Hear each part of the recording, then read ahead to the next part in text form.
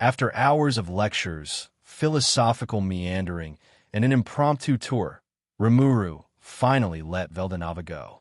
The ancient god, exhausted beyond belief, gave a weary wave of farewell before teleporting home, skipping any further pleasantries. Left with some rare quiet time, Rimuru invited Lucia over to discuss the upcoming wedding preparations. The Heavenly Star Palace was a whirlwind of activity, so the two opted for Rimuru's personal residence, a serene space nestled beneath the underworld's violet sky. On the balcony, with the familiar celestial twilight stretching above them, Rimuru poured fragrant tea and handed a cup to Lucia. She took a sip, eyes lingering on the sky. Though it had been some time since she was last here, the scenery soothed her like a long-lost lullaby. "Lucia," Rimuru began, voice gentle, "what do you think of this world?" Lucia paused, her gaze distant in thought. After a moment, she smiled softly. "It's dangerous, yes. Chaotic even. But I've met people here who've become dear to me. The bonds I've formed, they've made this world feel like home." Rimuru's lips curved into a knowing smile. "You know, you remind me of Big Brother." A faint breeze swept through as Rimuru's voice grew wistful. "There are countless worlds beyond the Cardinal World. Vast, rich, more powerful than this one. But do you know why this world is special?" Lucia shook her head slowly, genuinely curious. "It's because this is the place Big Brother chose to build his home," Rimuru said, her gaze intense now. "To you, it may seem like just another world. But to him, it was his sanctuary, the place where he hoped to create a family. But he never could." She looked away. "Because of how we were made, how we view the world, we struggle to see anyone as truly special. That neutrality, that detachment, made it impossible for him to fill the void in his heart." Then, Rimuru looked directly at Lucia, her eyes shimmering with gratitude. "Until he met you." Lucia opened her mouth to respond, but Rimuru kept going, voice thick with emotion. "You gave him something he didn't know he needed. You became his equal. You filled the silence in his soul, Lucia. And for that, I thank you." Rimuru bowed deeply. Flustered, Lucia stood up quickly. "Please don't bow me. I didn't do anything that's special." "But you did," Rimuru insisted with a gentle smile. "And as a token of my gratitude, here."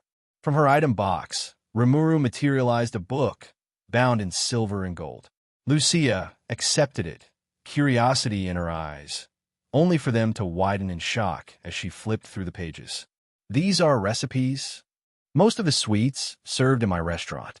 I heard you love cooking, so I thought this might help." Lucia didn't reply. Instead, she surged forward and wrapped Rimuru in a tight hug. "Thank you," she whispered, voice trembling. This is the best gift I've ever received." Rimuru chuckled softly, returning the embrace. She couldn't help but think of Malim, another girl who had adored sweets. But unlike Malim, Lucia loved making them. It was a difference both subtle and significant. Thinking of Malim, a faint shadow passed over Rimuru's thoughts. A tragedy loomed in the girl's future, one she hoped never repeated. The two spent the next while chatting and laughing, basking in the calm before the storm of celebration. Eventually, Veldanava arrived, joining them for dinner before whisking Lucia away. 2 months later, the Heavenly Palace, once a quiet domain of divine elegance, had transformed into a bustling celebration ground. Angels who once wore sacred armor now donned tailored butler suits and maid uniforms. The corridors brimmed with every race imaginable, beings whose mere presence could level kingdoms. In the grand ceremonial hall, a sea of power gathered. Gods, demons, dragons, and sovereigns from across the realms stood shoulder to shoulder, here for one reason: Veldanava's wedding. "Not bad," Guy Crimson muttered as he sauntered toward Veldanava, flanked by Rudra. "Didn't know you had a taste for aesthetics." Veldanava rolled his eyes. "Very funny." Guy smirked. "Hey, I heard you got schooled by Rimuru. Just trying to lift your spirits." "PSHH, cut the guy some slack," Rudra added with a chuckle, barely holding in his laughter. "It's his wedding day. For us demons, just finding a partner is rare enough," Guy said, shrugging. Weddings? That's basically a festival. That's fair, Veldanava agreed. Most long-lived races skip the ceremony altogether. But when Lucia asked for one, how could I say no? Huh. Learn something new every day, Rudra mused, folding his arms. Never figured you for the sentimental type. Guy casually scanned the growing crowd. Quite the guest list you've got. Veldanava puffed out his chest. Well, I am popular. Guy raised a brow and looked at Rudra, silently mouthing, is he serious? Rudra merely shook his head and mouthed back. Half of them are Rimuru's subordinates. Guy gave a subtle nod of acknowledgement. Just then, a tap landed on Veldanava's shoulder. He turned to find Vidora standing behind him. Big brother, the true dragon whispered. Big sister says it's time. Veldanava gave a nod and smoothly slipped away from the crowd, heading toward the gathering place of the true dragon family. The ceremony was about to begin, and the heavens themselves seemed to hold their breath. Wow, you look incredible in that, Rimuru, Lucia said, her eyes lighting up as Rimuru stepped out of the changing room. Rimuru smiled softly, her elegance undeniable. She wore a flowing one-piece gown that shimmered with subtle hues of silver and soft blue, enhancing her ethereal beauty. Her hair, usually free and wild, was now tied into a sleek ponytail, secured with a delicate yellow ribbon that fluttered slightly as she moved. Being the one overseeing the final preparations, Rimuru was naturally the last to change. Though she could have used a skill to instantly change into her attire, she preferred the personal touch, doing it the old-fashioned way. You want to talk, Lucia-sama? You look absolutely stunning, said Sophia, as she carefully styled Lucia's hair, the finishing touches being done with the precision of a master. Rimuru had specifically asked Sophia to assist with Lucia's bridal preparations. With her fashion sense honed from a previous life, Sophia was unrivaled in aesthetics, and today, that expertise had shone through beautifully. Just then, a knock echoed at the door. Knock, knock. Big sister, it's me, Veldora. I brought big brother like you asked, Veldora called out from behind the door. He had the good sense not to barge in. The threat of death from both Rimuru and Veldanava, not to mention their other sisters, was a strong deterrent. Come in. We're almost ready, Rimuru replied casually. The door opened, and in walked Veldora and Veldanava. But as Veldanava's eyes fell on Lucia, he paused. Beautiful, he muttered unconsciously, eyes wide with admiration. Lucia, caught off guard, turned bright red. Hearing the compliment directly from Veldanava's lips flustered her more than she expected. Ah, you two can keep the flirting for later, Rimuru teased with a smirk. Let's not forget, we do have a wedding to get to. Both Veldanava and Lucia looked away, clearly embarrassed. Their reaction earned warm laughter from both Rimuru and Sophia. Regaining his composure, Veldanava turned to Sophia with a grateful smile. Thank you for everything, Sophia. Your skills are extraordinary. Sophia waved off the praise with a chuckle. Oh, don't mention it. When my queen asks me for a favor, especially something I'm good at, how could I refuse? Ha, you demons and your devotion, Veldanava said, half exasperated, half amused. Careful, big brother, Rimuru chimed in with a mock glare. Your angels are 10 times worse when it comes to fanaticism. Caught red-handed, Veldanava scratched his nose awkwardly. Mental note, don't let your thoughts slip out around Rimuru. Sensing the shift in atmosphere, Lucia stepped forward. All right, enough teasing. Let's head to the ceremony hall. It's almost time. Right, Veldanava said, offering his hand. Lucia took it with a warm smile, their fingers intertwining. Together, hand in hand, they exited the room, Rimuru and the others following just behind them. Moments later, the wedding hall. The grand hall, brimming with guests of divine and demonic origin alike, suddenly dimmed. All lights extinguished, leaving the crowd in hushed confusion. A single spotlight flicked on, focused on the large double doors. Murmurs quieted. Then, the doors slowly opened. Veldanava and Lucia stepped into the light, walking side by side along a plush crimson carpet. The air grew still with anticipation. Many of the guests, unfamiliar with the customs of a wedding, watched in curiosity, their awe only growing with each step the couple took. As they reached the ceremonial platform, the lights gradually returned. Gasps spread through the hall. The walls, adorned with intricate dragonic carvings, had come alive. The engravings shimmered, twisted, and danced, animated by a mysterious magic. Dragons, woven from golden light and ancient enchantments, flew from the walls and encircled the couple at the center.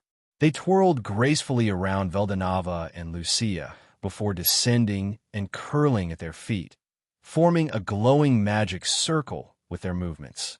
From the platform, a voice rose, a soft yet commanding presence. It was Rimuru, dressed in ornate robes and standing with regal poise. The Spirit Queen had assumed the role of the officiant. Today we gather to witness the union of two extraordinary souls, she declared.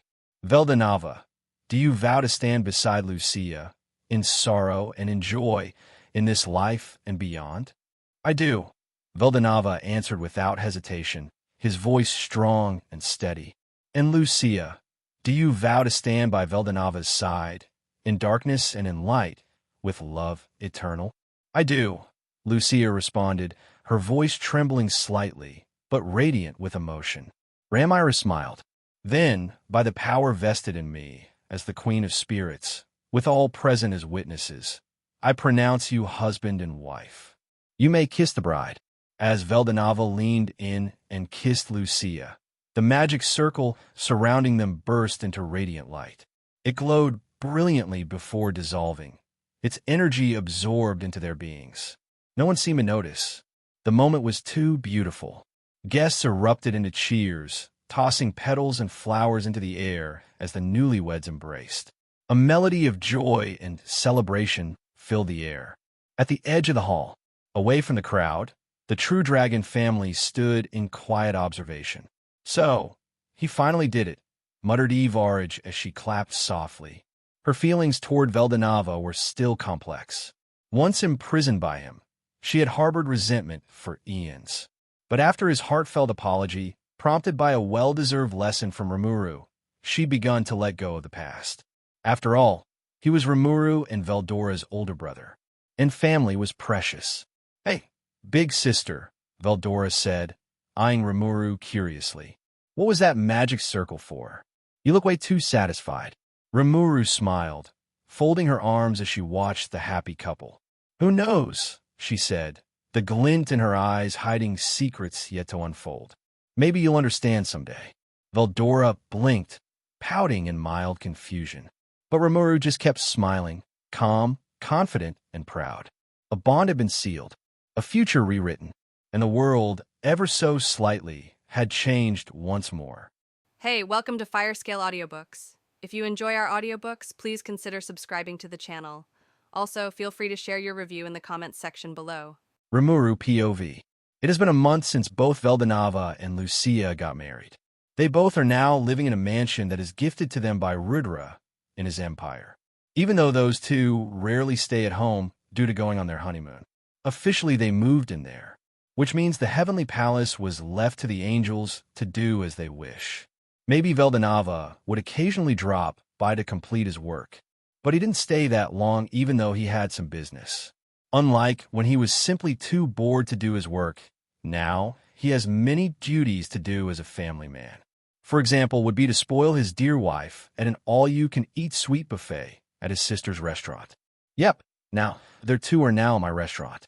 Luia is simply enjoying her sweets, while Veldanava is gazing at her fondly. The atmosphere is too sweet for my other customers, especially the ones who are still single. I can only sigh at this. This is why there's a concept of booking a private room in this world. Not everyone can manage the lovey-dovey atmosphere of a newly married couple. If I didn't have Ciel, even I wouldn't be able to endure it. But what should I do about this? Although I don't think anyone would come seeking trouble here, I can't be sure of the newly transported humans. They might just come and pick a fight with Veldanava just out of jealousy. Oh no, suddenly I had a bright idea. If this works, I will be able to drive these two away without appearing very rude. And with an evil smile, I went to the kitchen to prepare a very wonderful special dish for my sister-in-law. Ciel's POV. Master seemed to be up to no good again.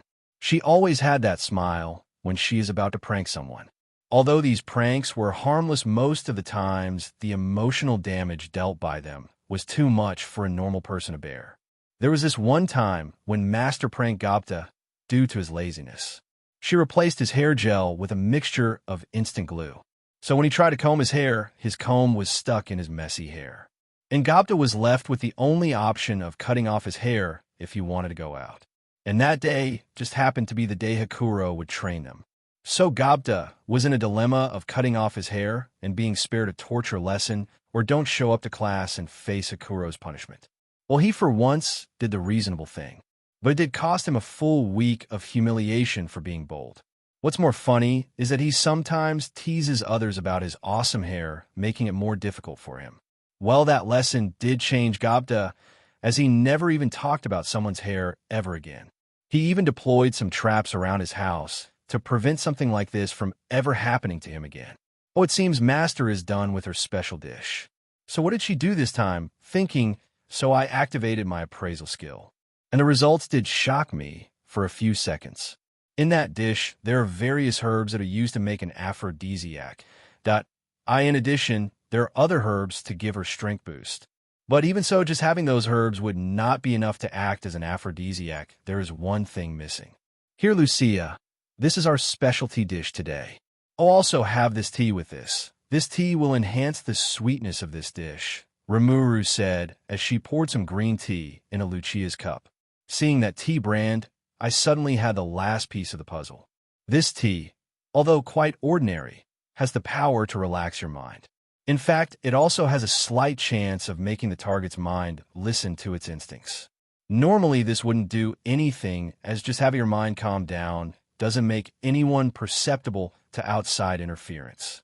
But with the herbs that were in the dish thrown into the mix, her body will gradually require comfort.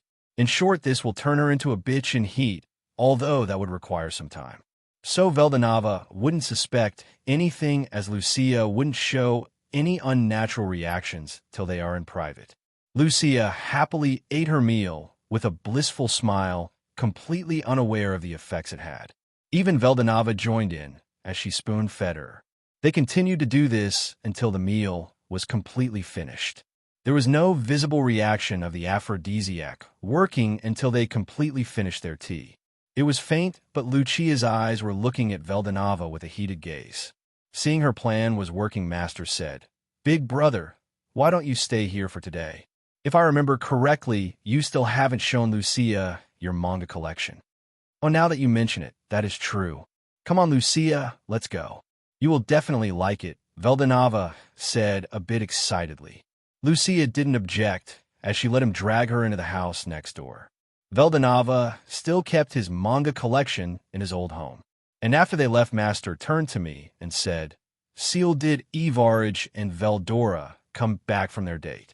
I shook my head saying, "No, Master, they are still in the human world sightseeing." "Okay, then will you remind them to not teleport directly to the house when they're coming back?" Master asked. "That would be an unnecessary, Master. They most likely will stay in the human world for another week. From what I could observe, they're having too much fun," I said after using my senses to observe them. From those expressions, they're making it is most likely for them to stay at least 3 days before even the thought of coming home comes to their mind. True dragons have a twisted sense of time, after all. Moan, Velda. The room went silent as they faintly heard that noise. Apart from a few, most people who come to the restaurant have a great sense of hearing. So most of them clearly heard that voice of pleasure. "Ciel, would you please put a sound-isolating barrier around the house?"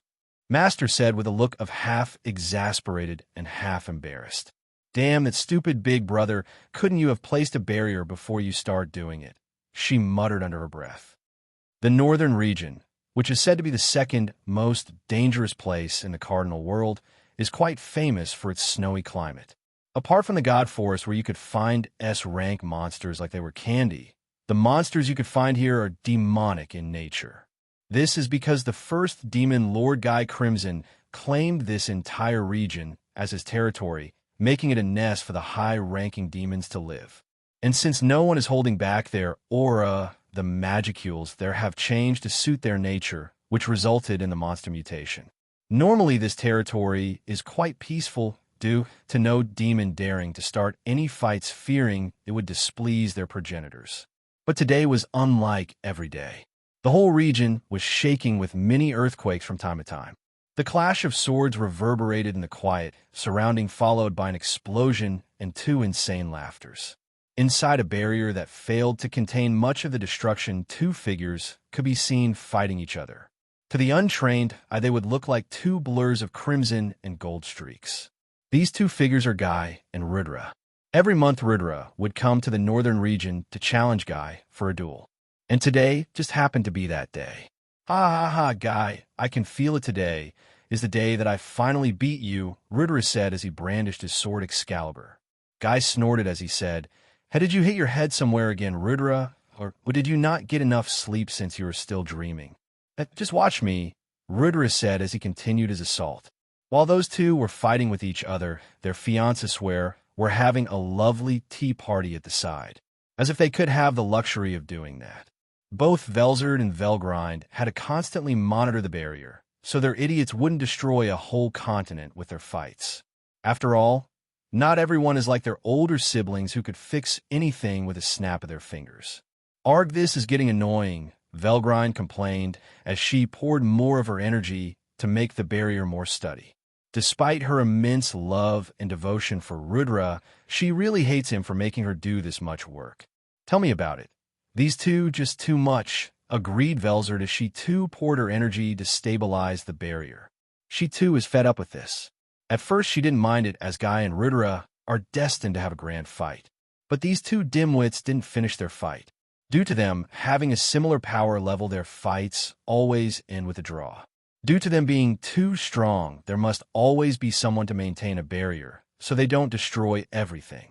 At first, Misery and Rain were enough to maintain the barrier, but the further Rudra and Guy fought, they both got stronger and more skilled. So after a few months, both Rain and Misery were not enough. This prompted the two true dragons to intervene since there was no one who could do the job. And they hate this job. "Let's ask Big Sister to do something. Since this is technically her fault, she may give us a solution," Velgrind said. Velzard thought about it for a minute and agreed with her sister.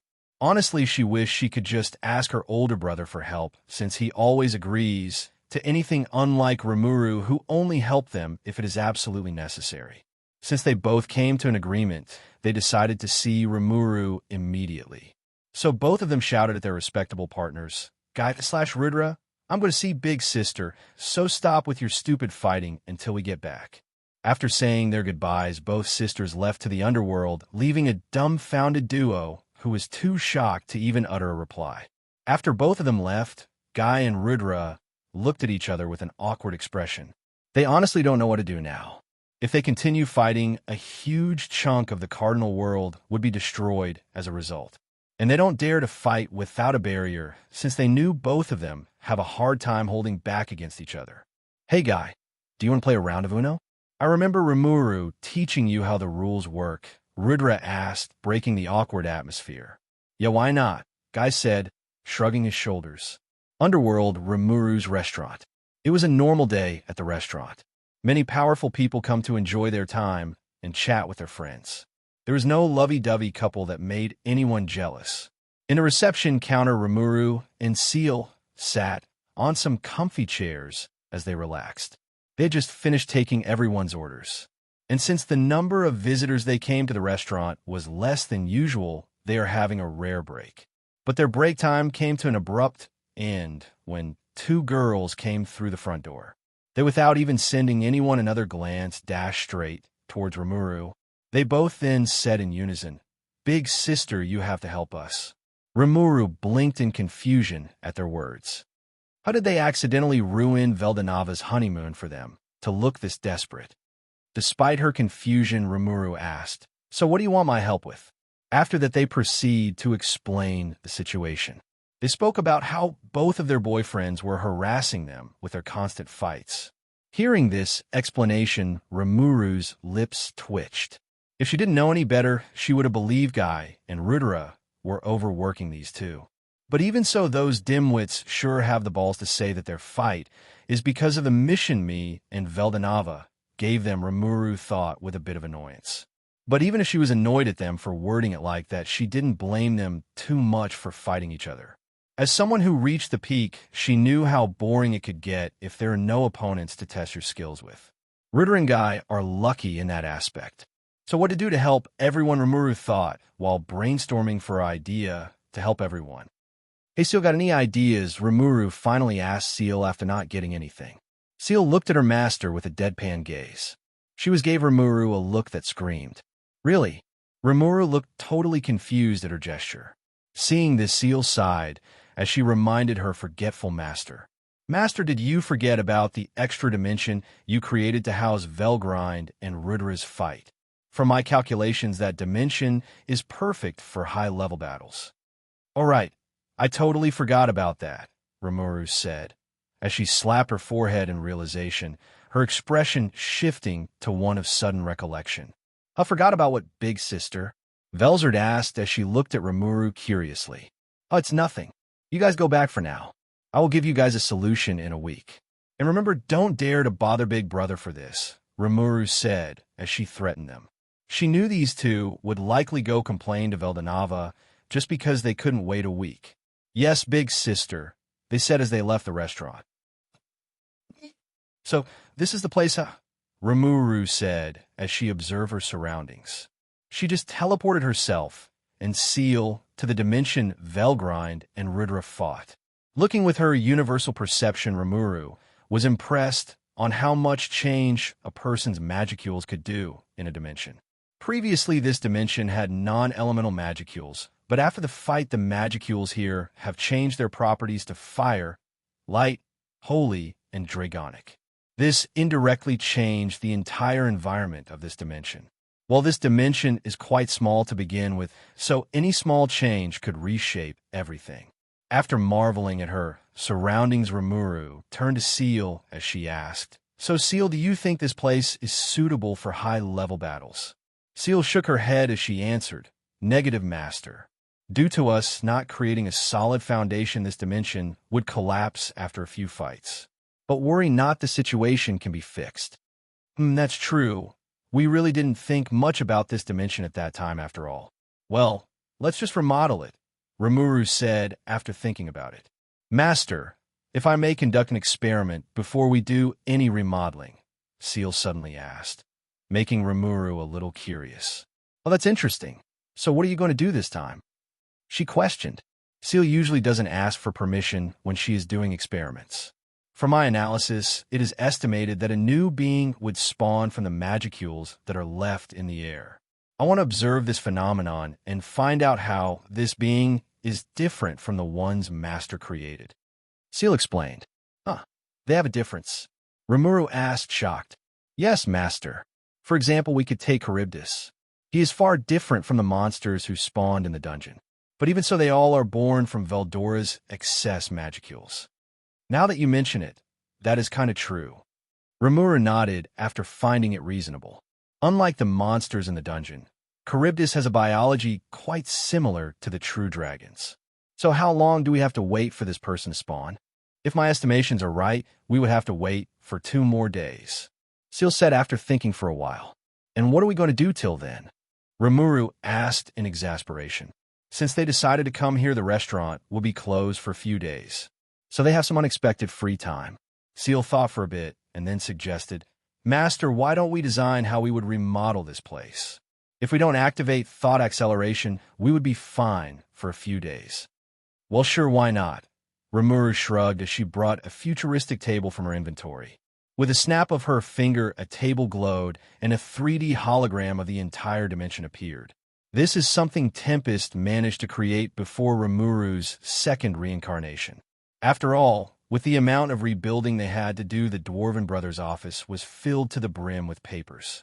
And Rimuru might have offhandedly said something about having a 3D model hologram is better. And after a few months, this was created. Rimuru stretched her hands for a bit before she began her designing part. As a general constructor in her last life, she at least knew what to work with. Hey, Ciel, Why do you think about adding a long stadium to completely cover the surroundings? That way we don't have to worry about any misfires, as we could just place a barrier to keep the destruction in check, Rimuru asked Ciel after drafting a simple plan. Ciel observed her work before replying.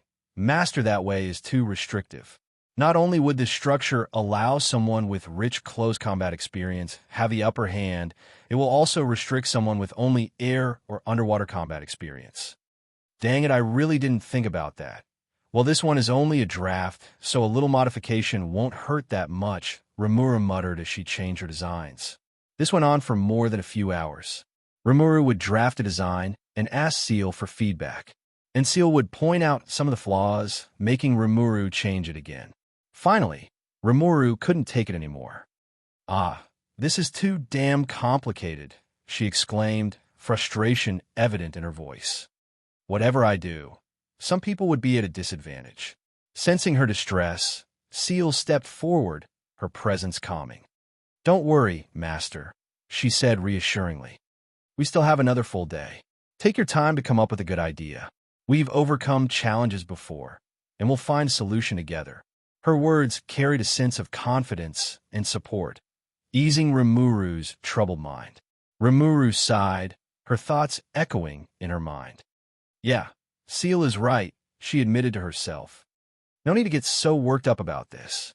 It looks like doing everything in easy mode for the last few millennia may have affected my thinking. With a newfound sense of perspective, Rimuru felt a weight lift off her shoulders, realizing that perhaps she had been overthinking things. Is this what I think it is, Ciel? Rimuru asked, her eyes widening in amazement as she took in the sight of the massive egg floating before her. The egg, adorned with intricate gold markings that wrapped around its surface like delicate filigree, was not only impressive in its decoration, but also in its sheer size. Standing at a towering height of 1 meter, it emanated an aura of mystique and ancient power. As Rimuru gazed at it in awe, she realized that this was no ordinary egg.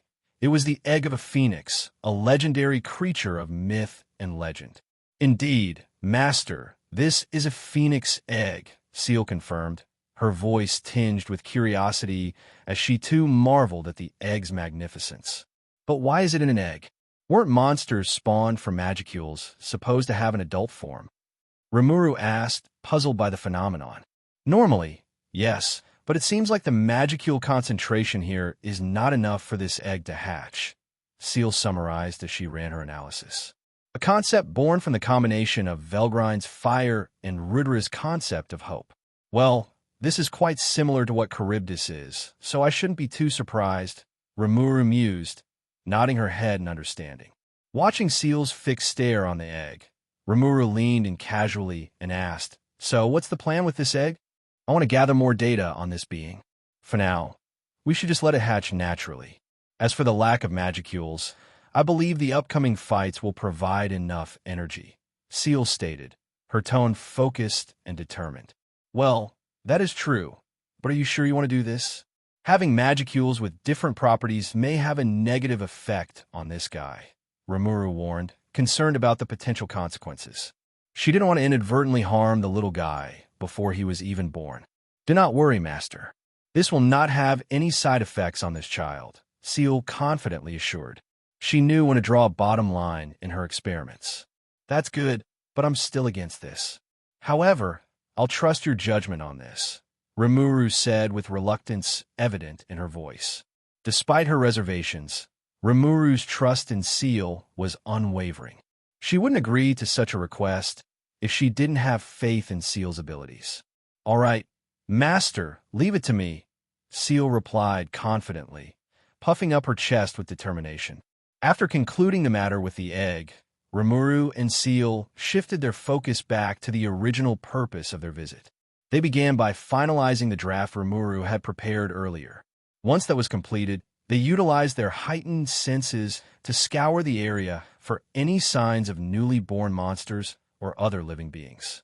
Upon finding no signs of new life, they embarked on the ambitious endeavor of remodeling the entire dimension to suit their preferences. With meticulous attention to detail and synchronized efforts, They began reshaping the landscape and structures according to their design. Deciding on their next move, Rimuru and Ciel tapped into their magical abilities to conjure up the foundation for their stadium. With a flick of their wrists and a whispered incantation, the earth beneath them stirred and shifted, shaping itself into the beginnings of their grand arena. It was a sight to behold, as if the very ground were dancing to the tune of their magic, forming a solid base for their future endeavors. As they worked side by side, their magic intertwined in a beautiful display of coordination and skill. Sparks of energy flew between them, weaving a tapestry of creation as they molded the landscape to their whims. With each spell cast, the stadium took shape, rising from the ground like a phoenix from the ashes. After finishing up the structure, Rimuru and Ciel got down to strengthening it. They knew they had to make it sturdy, but they weren't about to settle for ordinary methods. No, they wanted to infuse it with power, the kind that could stand the test of time. So, they tapped into the dangerous yet versatile energy known as turn null. This stuff wasn't for the faint of heart. It had a reputation for being destructive, but in the right hands, it could work wonders. With a daring grin and a twinkle in their eyes, Rimuru and Ciel got to work. They began by infusing the material with turn null energy, channeling its raw power into every nook and cranny of the structure. Sparks flew, and the air crackled with electricity as they worked their magic. But they didn't stop there. Oh no, they used turn null's versatility to their advantage, crafting intricate pathways throughout the stadium. These pathways weren't just for show. They were like magical highways, directing and controlling the flow of energy within the structure. As they worked, the stadium seemed to thrum with power, vibrating with the potential of what was to come. Rimuru and Ciel exchanged a satisfied glance.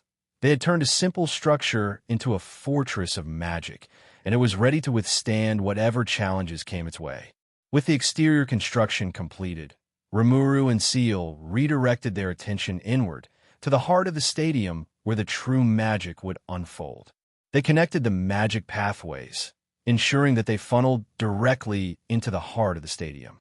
At the end of these pathways, they carefully placed the egg, surrounded by a network of safety mechanisms to prevent any accidents. These precautions were crucial to safeguarding the health and security of the egg, ensuring it would thrive in its new environment. They implemented numerous networks of safeguards, from magical barriers to sensor systems, to protect the egg within the stadium. Every precaution was taken to prevent potential harm from befalling the precious artifact. With these safety measures in place, Rimuru and Ciel could rest assured that the egg would remain undisturbed and unharmed even if the stadium somehow got destroyed. With everything in order, Rimuru and Ciel decided to add the final touches to the stadium. One of these touches was the ability to choose the type of battlefield for combat. This idea stemmed from Rimuru's struggle to accommodate everyone's combat abilities. Instead of designing a rigid system, they opted for flexibility. Why bother with something complicated when they could simply let opponents choose their battlefield? This innovation added a new level of excitement and strategy to battles within the stadium, allowing combatants to showcase their strengths in environments tailored to their skills. It was a simple yet ingenious solution that promised to enhance the experience for all participants. Soon, the battle arena that would host every legendary battle was finally complete. As Rimuru and Ciel admired their handiwork, they couldn't help but feel a surge of excitement. After all, this arena offered a space where fighters could unleash their full power without holding back. For combatants, it was the ultimate opportunity to push their limits and enhance their combat abilities. The anticipation of the battles to come filled the air, and Rimuru and Ciel knew they had created something truly special, a place where warriors could truly test their mettle and strive for greatness. "Is it finally done, big sister?" Velzard and Velgrind asked with a hint of excitement. This was great news for them, after all. "Yeah, the new battle arena is finished. You can enter it through a special door in the restaurant. I've also installed a screen for us to witness the battles," Rimuru said with a smile. "Yay! You're the best big sister," both Velgrind and Velzard exclaimed, hugging Rimuru tightly with excitement. The days of maintaining a barrier were finally over, and they couldn't be happier. Ha! Why don't you two bring the good news to Guy and Rudra? I'm sure those two are raring to have a good fight, since the previous one was interrupted by you two, Rimuru suggested after she was released by her little sisters. That's a good idea, big sister. Guy has been complaining every day, and it's gotten quite annoying, Velzard said in agreement. Mine's the same too, although he didn't complain about it. He's been brooding ever since that day. Honestly, if I didn't know better, I would really question whether Rudra's girlfriend is me or Guy, Velgrind chimed in with annoyance. To her, who always craved attention, a brooding Rudra was too much. Ha! If those two are like that, I'm sure they will definitely come running here as soon as you tell them the news, Rimuru said with a chuckle. Velzard and Velgrind nodded their heads at their elder sister's claim. Those two would definitely come running as soon as they hear there is a place for them to fight. Sighing at their fate, Velgrind and Velzard nonetheless departed to deliver the good news to their mates. After those two ran away from their respective homes, they were the ones left to manage it. So, none of the girls ever bothered using thought communication to inform them. And soon, under no one's surprise, 2 teleportation circles lit up in the restaurant. From one came Guy, who had a bloodthirsty smile, and from the other came Rudra, who had his sword ready and was dripping with fighting intent. If it weren't for a certain someone's presence, they would have already started their fight. Oh, it seems I might have underestimated your eagerness to fight, Rimuru remarked as she observed them. Oh, you have no idea, both of them simultaneously said. You know, if I didn't know any better, I really would have wondered whether you two are a couple, Rimuru said, making both of them almost fall down comically. Hey, I have a girlfriend. Hey, you should stop copying me. No, you should stop copying me. Stop speaking. No, you stop. Both of you stop it before I do something, Rimuru shouted, her voice cutting through the banter as she fixed them with a stern glare. Sensing the gravity of her tone, both of them fell silent immediately. No one dared to test their luck with Rimuru when she was in such a mood. Now that you two have calmed down, follow me to the new battle arena, Rimuru said, her tone firm but composed now that the situation had been diffused. She gestured for them to follow, leading the way towards the eagerly anticipated battleground. Both of them nodded as they followed Rimuru towards the door labeled Battle Arena. Rimuru gestured towards a panel near the entrance. Pour a bit of your magicules to register yourselves into the system, she explained. With this system, you can each display your winning records and preferred battlegrounds. Although Guy was confused by her instructions, he followed Rudra's example and did as she instructed. Being someone who came from Earth, Rudra understood most of what Rimuru explained. After a few minutes, both of them finished registering themselves to the system. Seeing this, Rimuru gestured to them to go inside. Following her advice, they both went inside with a bit of excitement and expectation. As soon as they stepped through the portal, Rudra and Guy found themselves greeted by a breathtaking sight. Stretching out before them was a vast and imposing battle arena, its size and grandeur leaving them both in awe. Whoa, Rudra breathed, his eyes widening at the spectacle before him. This place is incredible. Guy nodded in agreement, his gaze sweeping over the expansive arena. I've never seen anything like it, he said in wonder. Ha, I'm glad you two are loving it. But you guys are too early to be surprised, Rimuru chuckled, her eyes sparkling with amusement. With a deft hand gesture, she summoned a large screen to appear before Rudra and Guy. There you go, she said, gesturing towards the screen.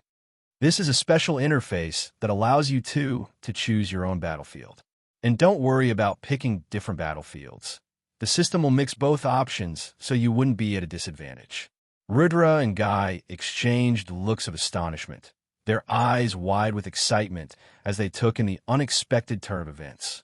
The prospect of being able to select their own battleground filled them with a sense of anticipation and eagerness to test their skills in a variety of environments.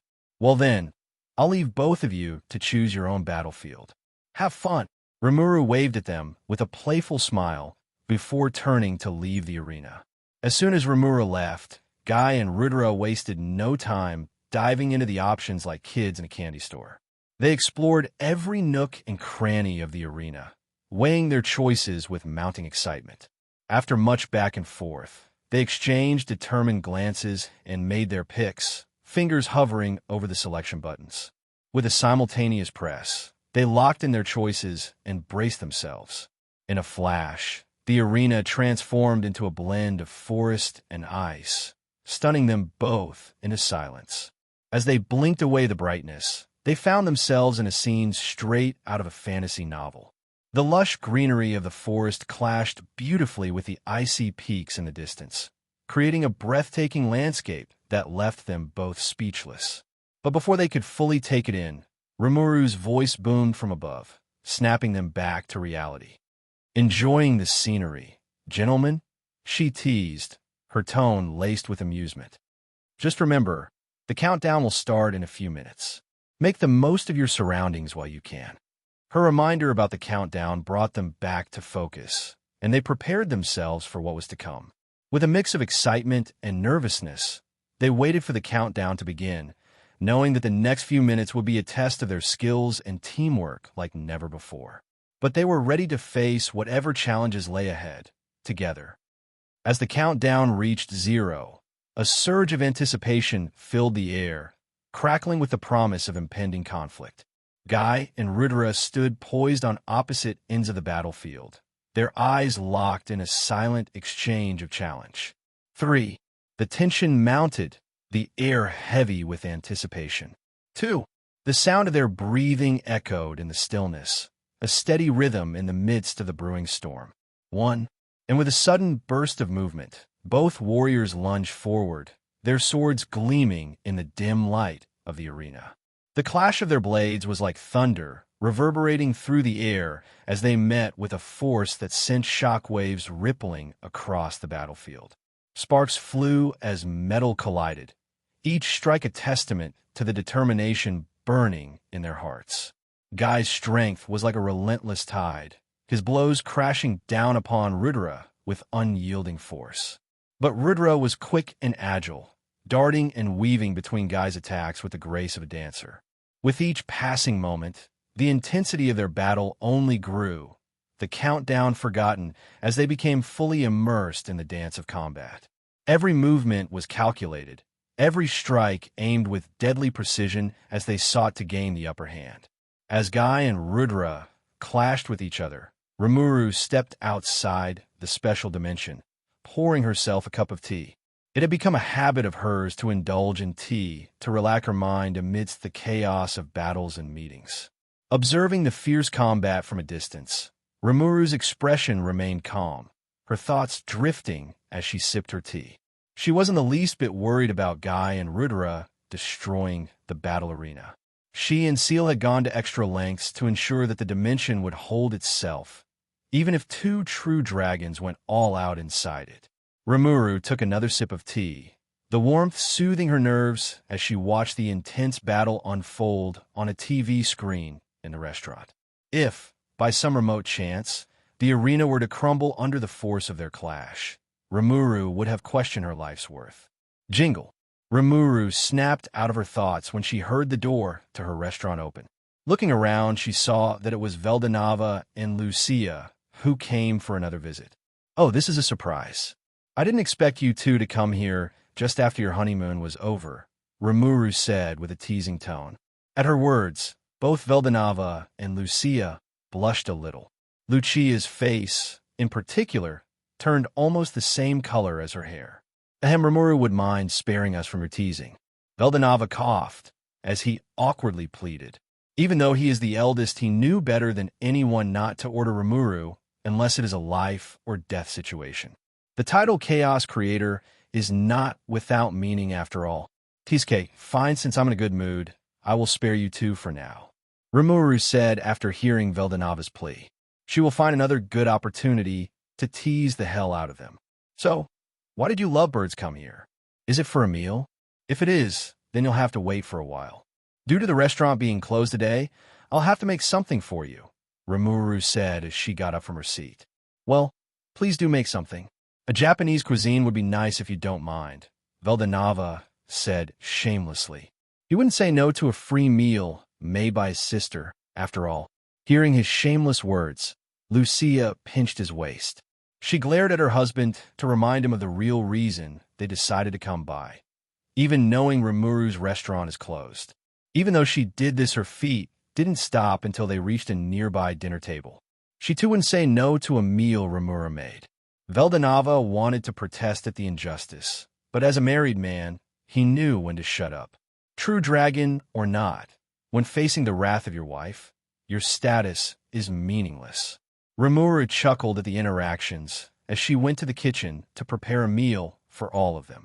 After a few minutes, she came back with 2 bowls of miso ramen. Lucia happily ate her ramen. Although she didn't say it out loud, she missed the ramen flavor, especially miso ramen, her favorite. Veldanava also didn't say anything as he happily ate his ramen too. Occasionally, he would sneak a peek at Lucia's face as she made many expressions. Like Malim, Lucia wore her thoughts on her face, especially when she ate something delicious. After they were done eating, they both presented their empty bowls with satisfied expressions. Rimuru smiled as she took the empty bowls back into the kitchen to wash them later. After placing them near the sink, she came and took a seat in front of Veldanava and Lucia. Placing her hand on the table, she asked, "So what's the true reason you came here?" Veldanava turned serious as he stopped goofing around. He looked at her sharply before asking, "Rimuru, were you serious when you gave me this book?" He then placed a black, ancient-looking book on the table. The book's front cover was filled with golden designs that looked very eye-catching on the black background. If not for the terrifying aura that has been released by this book, one might think of it as a very beautiful book. Seeing this book, Rimuru looked at her older brother with confusion. "Brother, are you really okay? If I wasn't serious, would I really give you a book about soul arts to you? Unlike a certain someone, I properly not distribute dangerous items and skills randomly or just to please someone." A look of embarrassment appeared in Veldanava's face as he heard those words. What Rimuru was speaking of was the incident when he traded his ultimate skill Justice King Michael with Ridura's ultimate skill Covenant King Uriel. At that time, he didn't realize it, as it was spur-of-the-moment thing he did to satisfy his new brother-in-law. But he later realized how dangerous his actions were. With Justice King Michael, there was an option for being able to control the other 6 virtues, which also included his 2 sisters. If it was not for Rimuru's earlier intervention, he might have harmed his 2 sisters. After all, unlike him, Ridura is not the original owner of the skill, so someone may be able to forcibly take it from him if the right conditions are met. Nothing is impossible in this world after all. "So, what did you want to ask me about this book?" Rimuru asked, breaking Veldanava from his depressing thoughts. He straightened up his back and asked, "Rimuru, why do you want me to practice soul arts?" Hearing this, Rimuru sighed sadly. "Brother, you're getting weaker. Your powers are slowly sealing themselves. You could feel it too, right? You're now facing the trial after breaking that stupid rule." Veldanava grew tense as he heard her words. He instinctively looked at Lucia, only to be met with her worry-filled eyes. Seeing them, his expression softened as he said, "Even if I am losing my powers, I don't regret my decision, Rimuru. Marrying Lucia is one of the best things I did in my life. So, even if it means losing my powers, I would gladly do it again." Lucia, hearing his words, teared up. Although she didn't know the full story, she could make some guesses. Rimuru, seeing this, smiled helplessly as she said, "I know you don't, brother. That's why I'm giving you this book. With this, even if you lose all of your powers, you wouldn't be powerless." Veldanava was at a loss for words. He could only give a hug while repeatedly saying thank you for this gift. After a heartwarming discussion, both Veldanava and Lucia left the restaurant. Rimuru, seeing them off, looked a little melancholic. Ciel materialized herself near Rimuru, wearing a dissatisfied expression.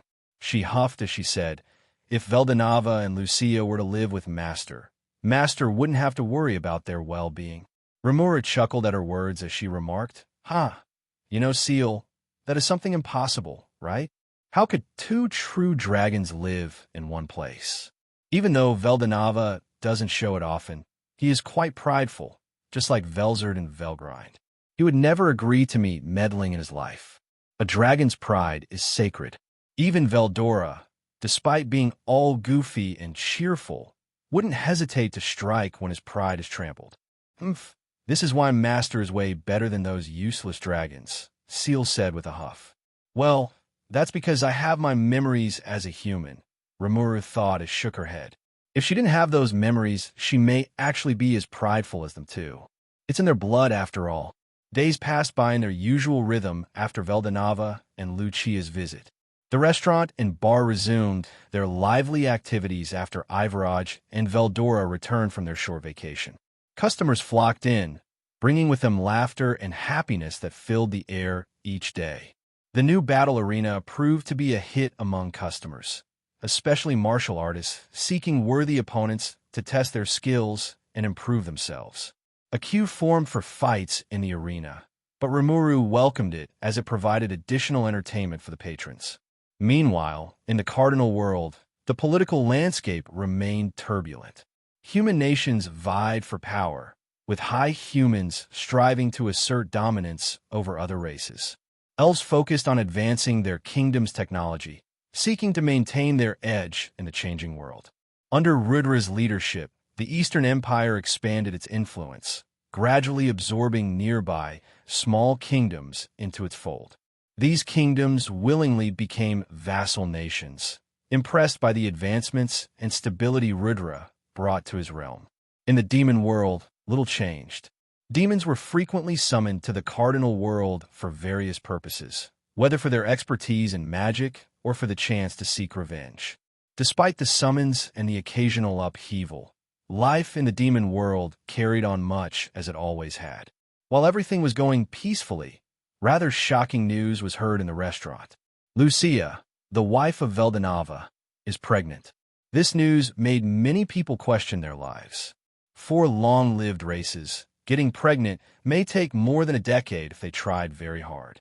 This was more difficult for spiritual beings who don't have the need to breed. But against all common sense, Lucia was pregnant after a year from their marriage. If this isn't a miracle, then what is? While most people were shocked at this news, they were also very happy about it. Veldanava is their creator, friend, and boss after all. And out of everyone, the happiest of all was Rimuru. She was so happy that she decided to throw a grand celebration in the restaurant. And for a whole day, the party was held much to the enjoyment of everyone present. The next day, Rimuru decisively called a family meeting. She ordered all her siblings to come there with the exception of Veldanava, who was told to be with Lucia. In the ancient house that is called the Chaos House in the Cardinal World, a rather divinely beautiful lady was preparing the meeting place. She placed some snacks, teacups, saucers, and a kettle on the table. While she was doing this, she was humming a beautiful tune that would captivate any being. Her golden eyes were shining as she was waiting for her family members to arrive soon. The first to arrive was Veldora, since he practically lives here. He greeted his eldest sister and took a seat. While he was waiting for his other sisters, he decided to help himself by eating the delicious snacks that are placed on the table. Rimuru, seeing his actions, sighed as she said, "Don't finish everything. Okay, Veldora, leave some for the others to enjoy as well." Veldora nodded as he said with his signature laugh, "Kuha, don't worry, elder sister. I know how to restrain myself." Rimuru rolled her eyes at his words. The words self-restraint and Veldora don't match up at all. In fact, if it wasn't for Ivaraj keeping an eye out on him, he might have become more arrogant than he was before. Speaking of, how is your relationship with Ivaraj going? Did you finally propose to her? Rimuru asked, making Veldora suddenly choke on his food. Asterisk ahem. Well, we're just friends, big sister, Veldora said, trying to hide his embarrassment. Rimuru, amused by this, said playfully, "Is that so? Then I wonder why you are so flustered when she is by your side. Could it be that you are more than just friends?" Hearing her words, Veldora became even more embarrassed, and just as he was about to faint from embarrassment, his other sisters arrived. Their arrival prompted Rimuru to stop her teasing, much to Veldora's relief. For the first time in his life, he felt immense gratitude towards his other sisters. After both Velzard and Velgrind took their seats, Rimuru began speaking. "It's nice to see you guys after a long time." Velzard and Velgrind both smiled awkwardly at her words. The last time they visited was when the battle arena was made, and since then, almost half a year had passed. It wasn't that they didn't like coming here to relax.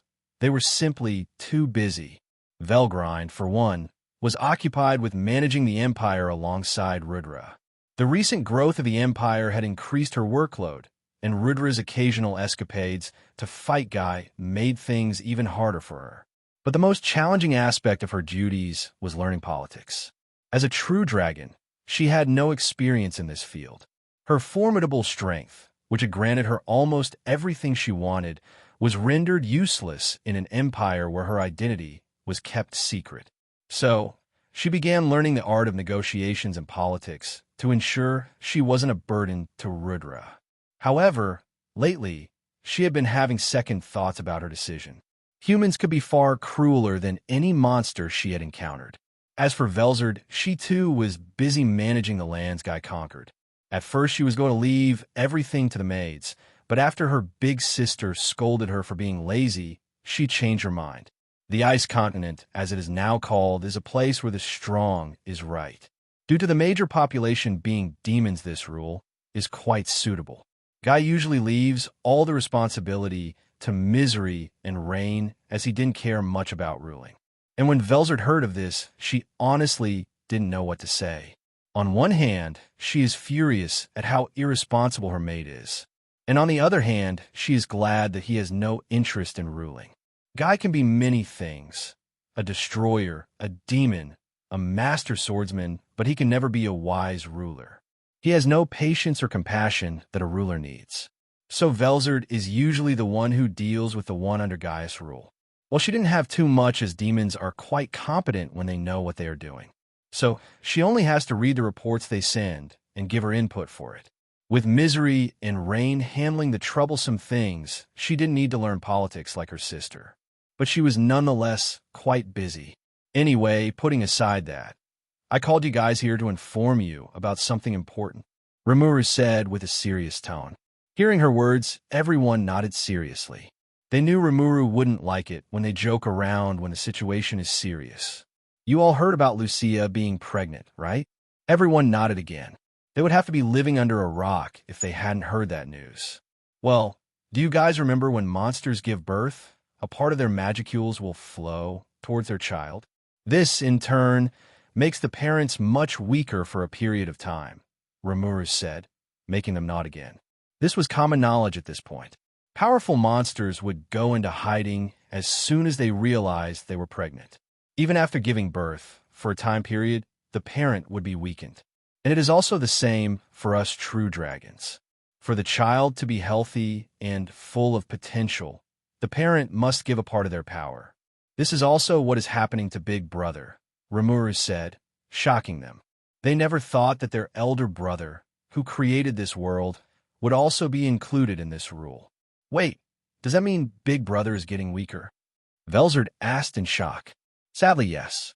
His magicules are not regenerating anymore. If I had to guess, he would be unable to use his skill after 8 months. Rimuru said, but Big Sister, isn't that a bit exaggerated? Although monsters tend to lose their power during that time, it isn't that much that you would lose control over your skills. Veldora said, showing off his rare moments of intelligence. Yes, that would be what happens normally, but you should realize when it comes to me and your big brother, nothing is normal.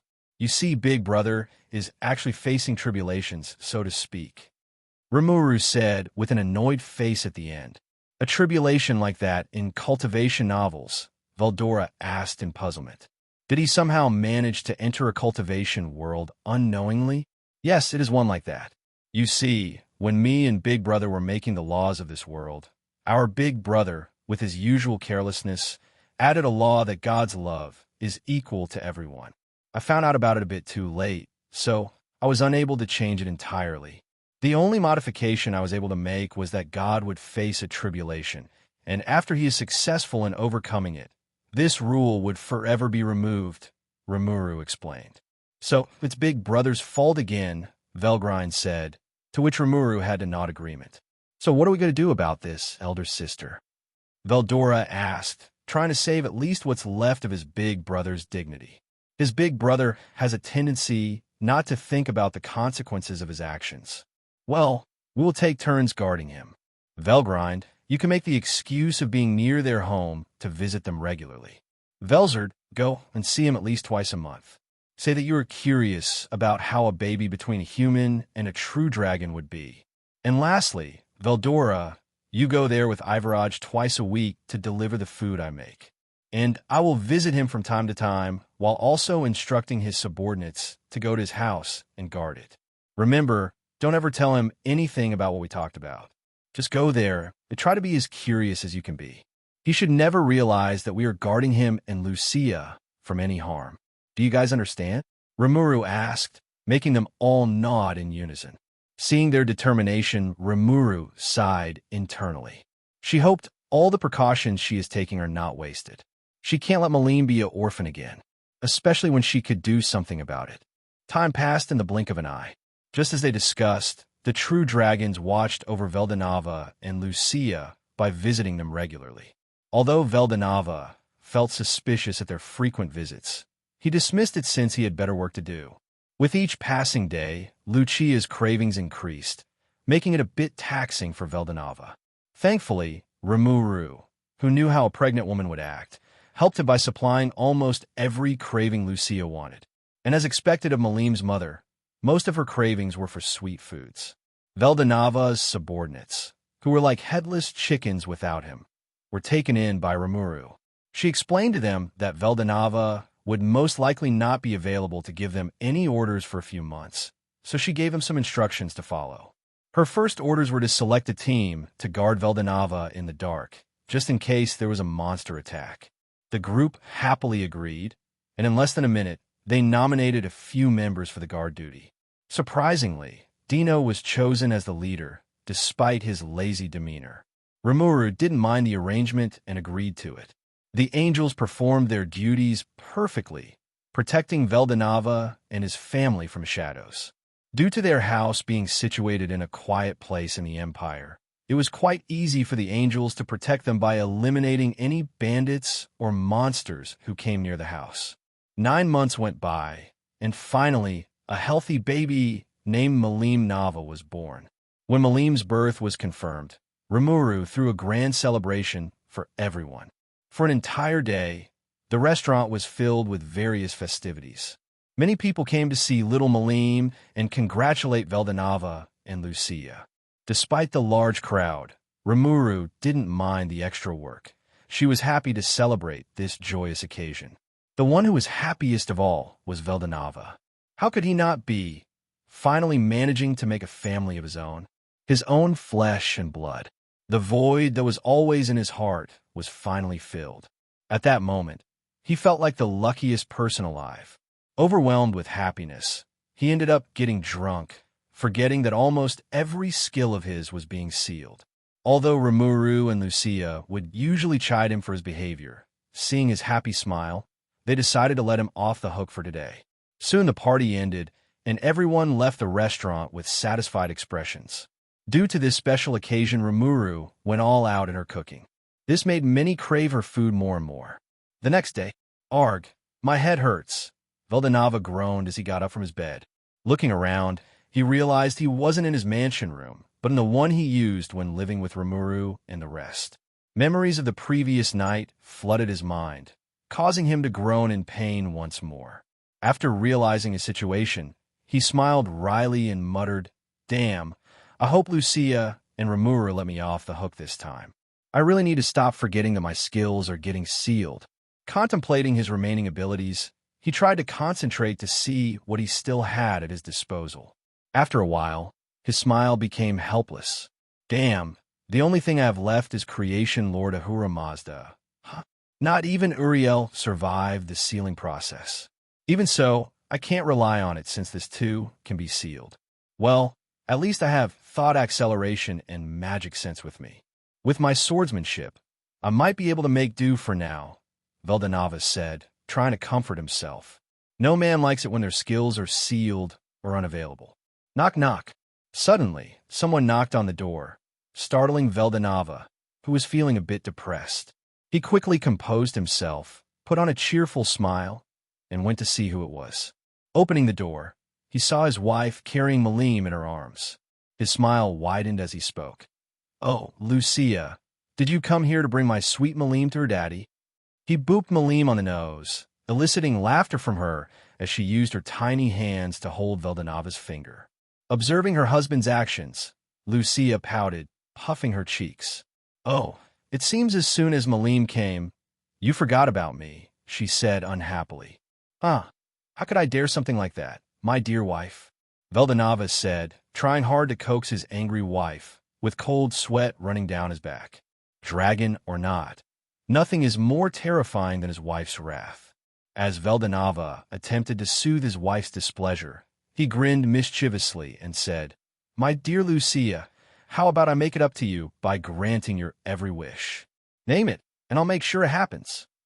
Lucia's expression softened as she considered his offer, her lips curling into a playful smile. "Anything?" she asked, raising an eyebrow in amusement. "Anything and everything," Veldanava affirmed, his eyes twinkling with excitement. "You want a week-long vacation to that picturesque village you've always dreamed of? Consider it booked. Or perhaps you're craving those delectable pastries from that quaint bakery downtown. I'll fetch them myself." Lucia couldn't help but chuckle at his enthusiasm, feeling her heart flutter at his willingness to make her happy. "Well, in that case," she said, her voice teasing, "how about a cozy family picnic in the meadow by the river? We could spend the day lounging in the sun, enjoying each other's company." "Ah, picnic it is then!" Veldanava exclaimed, his eyes lighting up with excitement. "I'll prepare all your favorite snacks, and we'll make it a day to remember. Malim will love playing in the grass, and we'll cherish every moment together as a family." With a gleam of anticipation in her eyes, Lucia leaned in to plant a kiss on Veldanava's cheek. "You truly are too good to me," she murmured, her heart swelling with love. "I can't wait for our little family adventure." And with promises of sweets, picnics, and cherished moments, Veldanava and Lucia embraced, knowing that their love could overcome any obstacle, big or small. After flirting a little, Lucia suddenly said, "All right, I completely forgot about why I came here. Velda, let's go downstairs. Rimuru already made breakfast for us." Veldanava nodded, although a bit hesitant. If possible, he didn't want to face his younger sister after what happened yesterday. Who knew how many hours he would have to listen to her scolding? He remembered Veldora was scolded for 2 hours straight for getting drunk one day. His sister is scary when she is angry. Lucia, seeing his hesitation, chuckled. She knew he was worried about getting a scolding from Rimuru for getting too drunk yesterday. Although she and Rimuru agreed to pardon him for just this once, Lucia wasn't going to inform this to her poor husband. "Come on, let's go," she said as she dragged her poor husband, who was restless. If one didn't know any better, they would seriously think he was searching for a way to run away from this house. Veldanava felt his heartbeat rise with each passing second. If he had blood, he would seriously think that he had high blood pressure. He looked like someone who was on the execution platform. Malim, who was in Lucia's arms, saw this and cried happily. She thought he was funny. Lucia also barely held her laughter seeing her husband's state. Veldanava was too funny. If not for Malim in her hands, she would be rolling on the floor, dying from laughter. As Lucia dragged Veldanava downstairs, he couldn't shake off the feeling of impending doom. Every step felt heavier, and his nerves were on edge as they approached the dining area where Rimuru awaited. Upon entering, Veldanava forced a sheepish smile, attempting to appear nonchalant despite his inner turmoil. Rimuru, noticing his uneasy demeanor, raised an eyebrow inquisitively but said nothing, opting to observe the unfolding drama with amusement. "I see you have woken up from your slumber, elder brother," Rimuru said with her eyes narrowed. Just now she got a quick telepathic message from Lucia explaining the situation. When such a grand stage is set up, how could she not act up her role? Veldanava's smile faltered slightly. "Why, yes, I just woke up," he stammered, hoping his nervousness wasn't too obvious. "Well, with how much you drank yesterday, I'm surprised you even managed to get up from bed." Rimuru said with a dangerous glint in her eyes. Veldanava flinched as he tried to look away from her gaze. He looked like a puppy who got caught eating the snacks the owner saved for the future. Seeing him like this, Lucia couldn't hold herself anymore and ended up laughing out loud. Soon Rimuru joined in too. Seeing everyone laughing, Malim also joined in on the laughter. Seeing everyone laughing like this, Veldanava was stunned. Then he asked in a confused voice, "What happened for all of you to laugh like this?" To his words, the laughter only increased. Sensing this had something to do with him, his eyes twitched. He then waited for them to finish laughing as they wanted and began eating his breakfast that was served. After a while, both Rimuru and Lucia calmed down enough to explain what happened. Hearing their words, he wanted to scream at the injustice, but remembering that he was the one truly at fault, he kept his silence. He wasn't going to kick a gift horse when it came to him. After the lively breakfast, both Veldanava and Lucia bid their farewell to Rimuru and headed back to their house. Seeing their departing backs, Rimuru had a complicated feeling. Although Veldanava didn't show it, he was very uncomfortable. Almost all of his skills are sealed, making him someone very close to a normal human. Rimuru speculated that he might have lost his ability to transform back to his dragon form. Frankly, she wanted nothing but to keep them here in her house, as it wasn't just Veldanava that was weakened. Lucia, too, is quite weakened due to childbirth and would take almost a year for her to get back to her top condition. And to make matters worse, none of the true dragons could visit Veldanava like they used to. Since Malim is just being born, no one wanted to be party pooper and disturb them. The most they could do is visit him once a month. I just hope Dino and the angels are enough protection for them, Rimuru thought as she ignored the bad feeling she was feeling in her chest. She knew she was just overreacting. Knowing the future may have made her think everything would go down negatively. It was a few days later that Rimuru would realize how wrong her judgment was. But as they say, there is no medicine for regret. It was just like any day. Rimuru was doing her usual thing and serving the customers in the restaurant when she suddenly felt her heart tightened. A sensation she only felt once. It was when Veldora destroyed their soul corridor to protect her from the domination effect of ultimate skill Michael. And now she felt the same feeling, except it was far worse. This time it was no soul corridor, but the direct bond all true dragons feel. It was the bond Rimuru had with Veldanava. It suddenly collapses, meaning he is at death's door or is already dead. This realization hit Rimuru that she froze suddenly. Then an overwhelming pressure was released by her, making almost everyone in the restaurant lose consciousness suddenly. Normally, Rimuru would never release her aura even when she was angry, but Veldanava's situation hit her too hard for her to think straight. Without giving any explanation, she dashed out of the restaurant. In her hurry, she didn't even open the door as she broke through it. She quickly turned into her dragon form and flew straight where she last felt Veldanava was. In the restaurant, those who managed to retain their consciousness were the 3 primordial girls and some of Rimuru's strongest subordinates. They were a bit surprised as to why their leader suddenly released her aura. But even though they were barely conscious, they all saw the anxious look on Rimuru's face when she dashed away. So they quickly deduced that something must have happened that made Rimuru lose her calm. While they slowly regained their bearings, they heard Ciel's orders. "Sophia, go and inform Rudra and Guy that something has happened to Veldanava. Tell them stop their fight and go there immediately, or there wouldn't be a Cardinal World left for them to live. You guys divide into 2 groups and leave one group here to wake up the others and evacuate them out of here, while other groups go to the Cardinal World as soon as possible. We would need all the help to calm Rimuru down." After she was done speaking, her body turned into black smoke as she went back into Rimuru's body. As soon as Ciel's body turned into black smoke, the people left in the restaurant sprang into action. Sophia dashed towards the door leading to the battle arena and opened it without hesitation. On the other side, Rudra and Guy were locked in a deadly sword battle. Knowing those 2 most likely wouldn't hear her if she called them, Sophia used her unique skill to the max. Her unique skill, Seductress, allowed her to attract the attention of her enemies to herself. This was quite similar to how tanks collect the aggro of enemy monsters.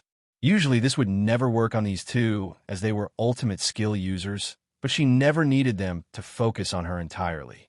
And with them only focusing on each other, her chances were quite high. Just as she predicted, Guy and Rudra both fell under the control of her skill for a minute before regaining their clarity. But that minute was enough for her to fire a magic cannon at them. Caught off guard, both Guy and Rudra instinctively distanced themselves to dodge the magic cannon. After that, both of them glared at Sophia with killing intent radiating from their bodies. "You better have a good reason to interrupt us, Sophia, or else I will make sure you will not reincarnate for 100 years," Guy said in a cold tone that would send shivers down any demons who heard it.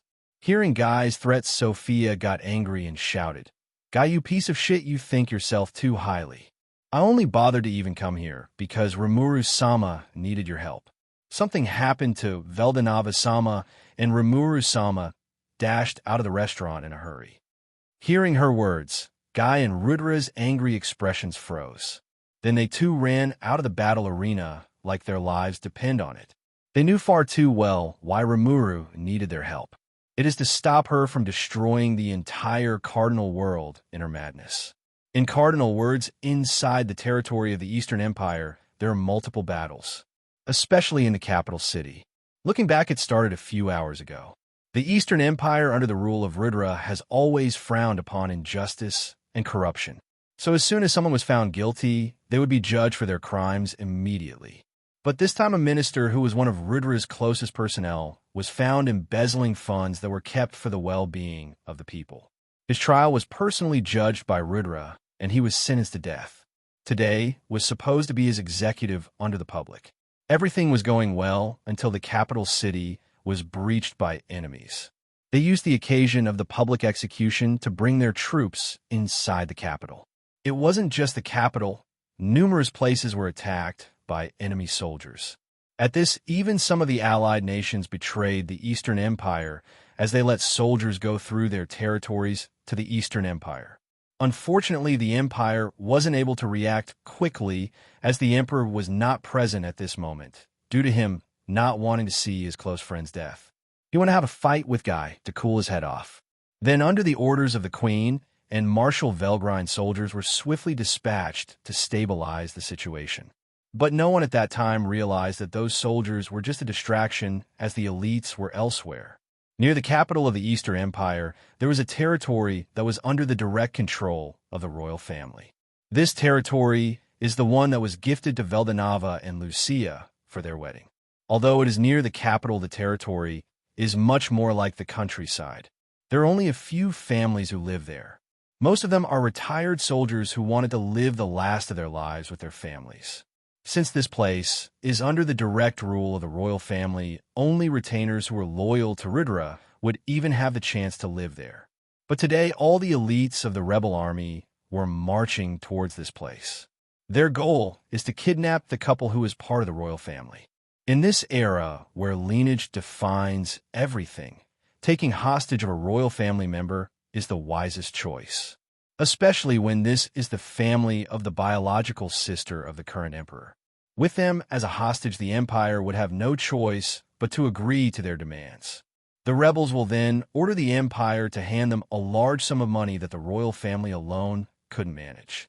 This will corner the royal family to borrow or order their vassal nations to bear some of the ransom.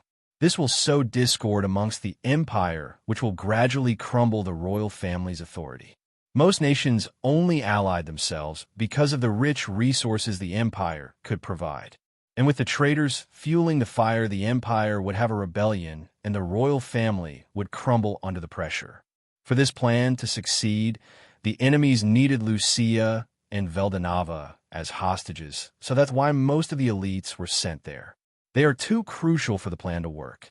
So while the empire was busy handling the small battles all around the capital city, an army of 100 elite men charged towards the house where Veldanava lived.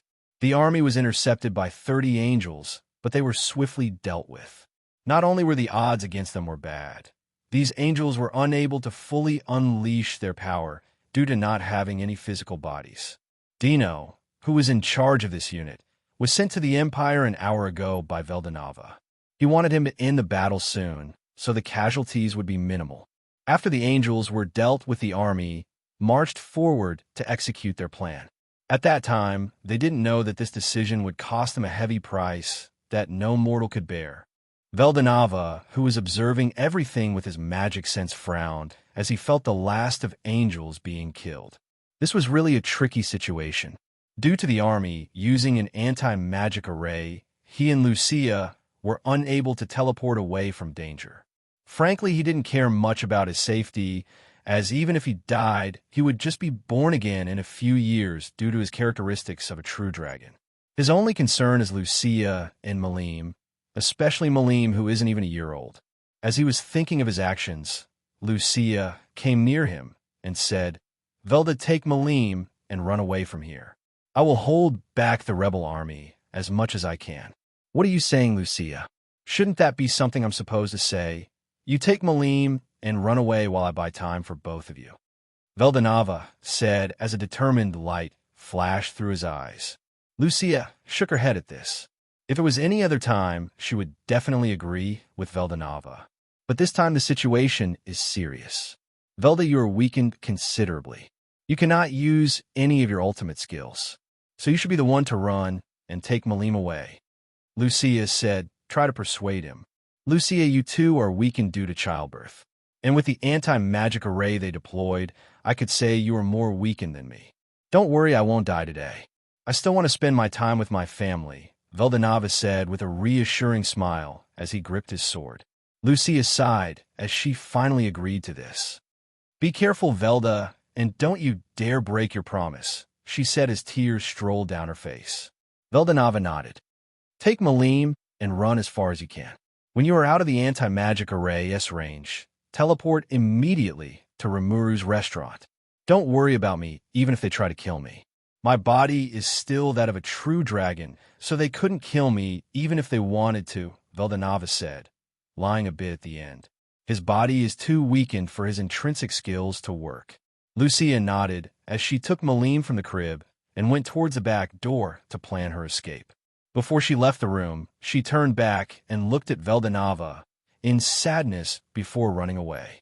Veldanava, who looked at her departing figure, finally realized a huge sigh of relief. Then all the emotions he was hiding finally resurfaced into his face. His face contorted in rage. Veldanava could be said to be a very humble and kind man. But even this man has a reverse scale.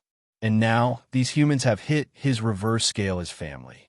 He gripped his sword and went outside to confront the intruders who dared to intrude on his home. He would show them the consequences of angering a true dragon. The enemy was approaching the house at a steady pace. After the encounter with the angels, they were very cautious with their approach. Every single casualty is a huge loss to them, as all of them are elites. The one leading them were two commanders. They were leaders of the resistance. One was a middle-aged man with blonde hair and beard. If someone in the Empire were to see his face, they would realize that this man is someone who traveled with Rudra in his early days as a hero. His name is Sylvan de Decepto, a nobleman who was charmed by Rudra's charisma and joined on his journey to help the world from the evil clutches of demon Lord Guy Crimson. Apart from Rudra, he is said to be the best swordsman who is said to be comparable to a sword saint. And the other man next to him is the son of the minister who was punished by Rudra today. With his father's resources, he managed to grow considerably. And apart from his strength, he is renowned as the best strategist who can turn any wars to his favor. His name is Raven von Wees, the best talent in the Empire. "So that's the house, huh?" Sylvan said in an indifferent tone. "Yes, according to the intel we managed to gather, this is the place," Raven said, agreeing with him. "Well then, let's get this over with. We wasted too much time on those angels anyway," Sylvan said as she unsheathed his blade. Just as he was about to give the order to march forward, he suddenly stopped in his tracks. The front door of the house opened, and Veldanava came out of it holding a katana in his hand. Although he taught Rudra how to use a Western sword, his expertise lies in handling the katana. This is because he was Rimuru's sparring partner for the longest time, and he managed to integrate most of her moves to his fighting style. He looked at his enemies with a cold gaze and muttered, "So you guys are the pest who doesn't know their place." Well, let's get this over with. Sylvan, who always had an indifferent expression, finally showed a look of anger. He then ordered his men, "Men, deal with that bastard. We only need the royal family, not some unnamed bastard who doesn't know his place." His men then all charged towards Veldanava with their weapons ready. Swords, spears, and numerous weapons came at him at an impressive speed. Looking at the weapons that were about to reach in a matter of a minute, Veldanava didn't panic. He calmly took a stance and muttered, "Star release, dance of the celestial." Even when he couldn't use any skills or regenerate his magicule, Veldanava is still a true dragon who has more magicules than Veldora. So his reserves are enough for him to fight all day, especially when sword attacks cost less magicules than skills. Like a hurricane, Veldanava continued to attack and reap the life of enemy soldiers one after another. It wasn't until the death count reached 19 that the enemy stopped their charge. Veldanava looked at the remaining enemy soldiers with a cold gaze and released one of the new techniques he learned from Rimuru. A huge pressure was released from Veldanava's soul. This sudden pressure made the soldiers take a step back involuntarily. They had cold sweat running down their backs as they gazed at Veldanava, who was looking like an executioner. Their spirits slowly started to break. This is because of the technique Veldanava used. Rimuru called it Conqueror's Pressure. When released, the enemy's spirit will slowly break and will submit to the user. This technique uses the spiritual pressure released by the soul to directly attack the other party's soul. If the other party doesn't have a strong will and good soul defensive techniques, they will all succumb to this technique. The only condition to use is to have a stronger soul than the other party, or the backlash will harm the soul itself. And in the Cardinal World, there is no one who has a stronger soul than a true dragon. The soldiers who had weak wills were the first to stumble down. Although they couldn't feel it, they knew something bad was going on in their bodies. They flopped down into the ground unconscious. Raven, who is the smartest of all them, quickly realized that the situation is not good. He then used his unique skill, General, on his men to attack Veldanava without minding the pressure. He theorized that whatever Veldanava is doing must be stopped before things get worse. And that was a smart move. Even when he had a stronger soul, Veldanava needed to concentrate a lot to keep the technique activated. And with the enemy soldiers attacking him, his concentration broke, making him unable to continue using the technique. After the pressure dissipated, most soldiers who barely managed to stay conscious got back into their feet. This time, however, they didn't wait for orders as they all rushed to attack Veldanava. They knew that if this guy had any breathing time, he would activate that skill again, and they would be powerless. As elite soldiers, they knew that they needed to buy enough time for their commanders to come up with something to counter Veldanava. If not, they all will be killed without any way to flee. So they all, leaving a few dozen, rushed to attack Veldanava, aiming to overwhelm him with their numbers. Raven looked at Sylvan and spoke indifferently. "Go keep him busy, me and my team will capture the other royal family. With them in our custody, we would be able to deal with him more easily." Sylvan looked at him for a few moments before saying, "Okay, but remember, don't hurt Lucia. As for the child, I don't care. If possible, kill that filth in front of that bastard for him to break." His eyes held a murderous intent as he spoke of Veldanava and Malim. Raven shook his head and said, "Not possible. Our sponsor wanted the little princess unharmed, so we can't hurt her. Cheesecake, fine, let that filth live, but remember, don't hurt Lucia, or you will become my enemy," Sylvan said in a cold voice before rushing towards Veldanava with his weapon raised. Raven shook his head at this and muttered, "This is why I don't want to marry. Love is too complicated." Shaking his head to clear his useless thought, he gestured his men to follow him. They had a mission to complete. Failure is not an option here. Veldanava swung his sword and blocked the sword that was about to cut him in two. He then, without any delay, kicked the person in front of him. And with another wave of his sword, the soldier was decapitated. And without even giving the corpse a second glance, he swung his sword again to parry the other swords that tried to injure him. Then went on forever. Veldanava would parry one sword and dodge another, while also kicking another sword. Each move of his is like a beast that is going on a rampage. This is Veldanava's original fighting style. Unlike Rimuru, who calculates her every move to get the maximum result, Veldanava utilizes his instincts as a true dragon and fights with his whole body to maximize his offense and defense. This made him as deadly as Rimuru since theoretically he has no weak point. Every muscle in his body is able to act according to his while making any openings a trap for the enemy. This hypothesis is proven correct as Veldanava is defeating multiple enemies at the same time. And furthermore, the longer the fight drags on, the better he is at breaking the enemy morale. But his momentum was quickly stopped when a giant bolt of lightning came down at him. Since his resistance skills are not working, Veldanava had no choice but to dodge to the side. That proved to be a rather poor decision as a sword coated with lightning came down on his face. Seeing that there is no way for him to block or parry it, Veldanava used another technique Rimuru had taught him. His figure disappeared instantly and appeared a few meters away from the place he was previously. The technique he used is called Shuinpa, a movement technique that is powered by soul arts. The more precisely the person could use their soul arts, the better he is at Shuinpa. If mastered to the extreme, you would be able to make after images that could assist you in battle as clones. Veldanava vigilantly looked at his attacker, and turns out it was none other than Sylvan, who had his great sword in his hands. Lightning danced around him like it was obeying his every command, a unique skill that allows the user to manipulate lightning. This is going to get troublesome, Veldanava thought with a grim expression. With his resistance skills sealed off, this guy is his natural enemy. Your time has come to an end, you maggot. I will make sure the end will be the most painful you could imagine. This is your punishment for taking what's mine, Sylvan roared as he dashed towards Veldanava. With lightning covering his whole body, his speed was greatly enhanced. So in a matter of seconds, he was in front of Veldanava with his great sword swung at his head. But before he could reach his target, Veldanava disappeared again. Veldanava quickly used Shuinpa to evade Sylvan's attack. He then appeared behind Sylvan, swinging his sword at Sylvan's arms. However, due to Sylvan's rich combat experience and lightning enhancing his reflexes, he managed to dodge to the side and retaliate with his sword swung in an arc. Veldanava then used Shuinpa again to get away from his attack.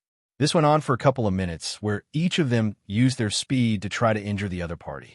The rest of the soldiers could only see their afterimages, as they were too fast for the naked eye to follow. The deadlock was finally broken when Veldanava managed to outsmart Sylvan and injured his abdomen. His sword was covered in stellar mana, making Sylvan's lightning armor useless. You see, in a game of cat and mouse chase, the key to victory lies in each other's patience and cunningness. And in both aspects, Veldanava has Sylvan beat by a large margin. So when Sylvan's restlessness was at its peak, Veldanava surprised him with this stellar mana. Sylvan clutched his bleeding wound and clicked his tongue. He could feel that his magic resistance is no use against Veldanava's stellar mana, which is correctly devouring his insides. He could only temporarily suppress it with his aura. But apart from a wound in his abdomen, Veldanava managed to injure something more significant in him. His pride was injured. Before meeting Veldanava, Sylvan was hailed as the fastest swordsman in the Eastern continent. Even against Rudra, he was superior in this aspect. But today a no-named nobody managed to injure him, while also having speed similar or far exceed him. And to top it all, Sylvan didn't manage to land a single injury on Veldanava. This is too humiliating for him. You shall pay, he growled as he used his unique skill to the maximum extent. Lightning danced around him. The ground cracked at the pressure he was releasing. His eyes were filled with heavy killing intent as he gazed at Veldanava. This time you shall die to my blade. Saying so, he disappeared into a trail of lightning. The second round has begun. But in this round, Veldanava was being cornered very quickly. After his attack failed to finish off Sylvan earlier, he lost the advantage he had. And he couldn't really use stellar mana that much. Coating his weapon is the best he could do at his current situation. I need another opening, Veldanava thought with a grim expression. He wondered whether to use true dragon magic. But using that type of magic would also deal damage to him. as true dragon magic isn't something anyone could casually do, especially for Veldanava with his current state. But his dilemma was quickly slowed after a few rounds of clashing. Sylvan, who was once a bit overwhelmed by his swordsmanship, began to slowly predict his attacks. With his lightning enhancing his reflexes and thought processes, he was slowly comprehending Veldanava's swordsmanship. Although his strength may be a bit lacking compared to Rimuru, but Sylvan is still one of the strongest humans who are alive. So he is a genius in his own right. Although he couldn't fully comprehend Veldanava's swordsmanship, he could still see a pattern. As I thought this bastard is only this much. He is nothing but a weak human with some swordsmanship. How could he be deserving of my Lucia? Ciel thought arrogantly. As more time progressed, the situation began to grow more tense. Sylvan was cornering Veldanava by each passing second, and slowly injuries began to appear in Veldanava's body. Although these injuries are only flesh wounds, Veldanava was in a bit of panic. One of his greatest cards was slowly being turned to useless.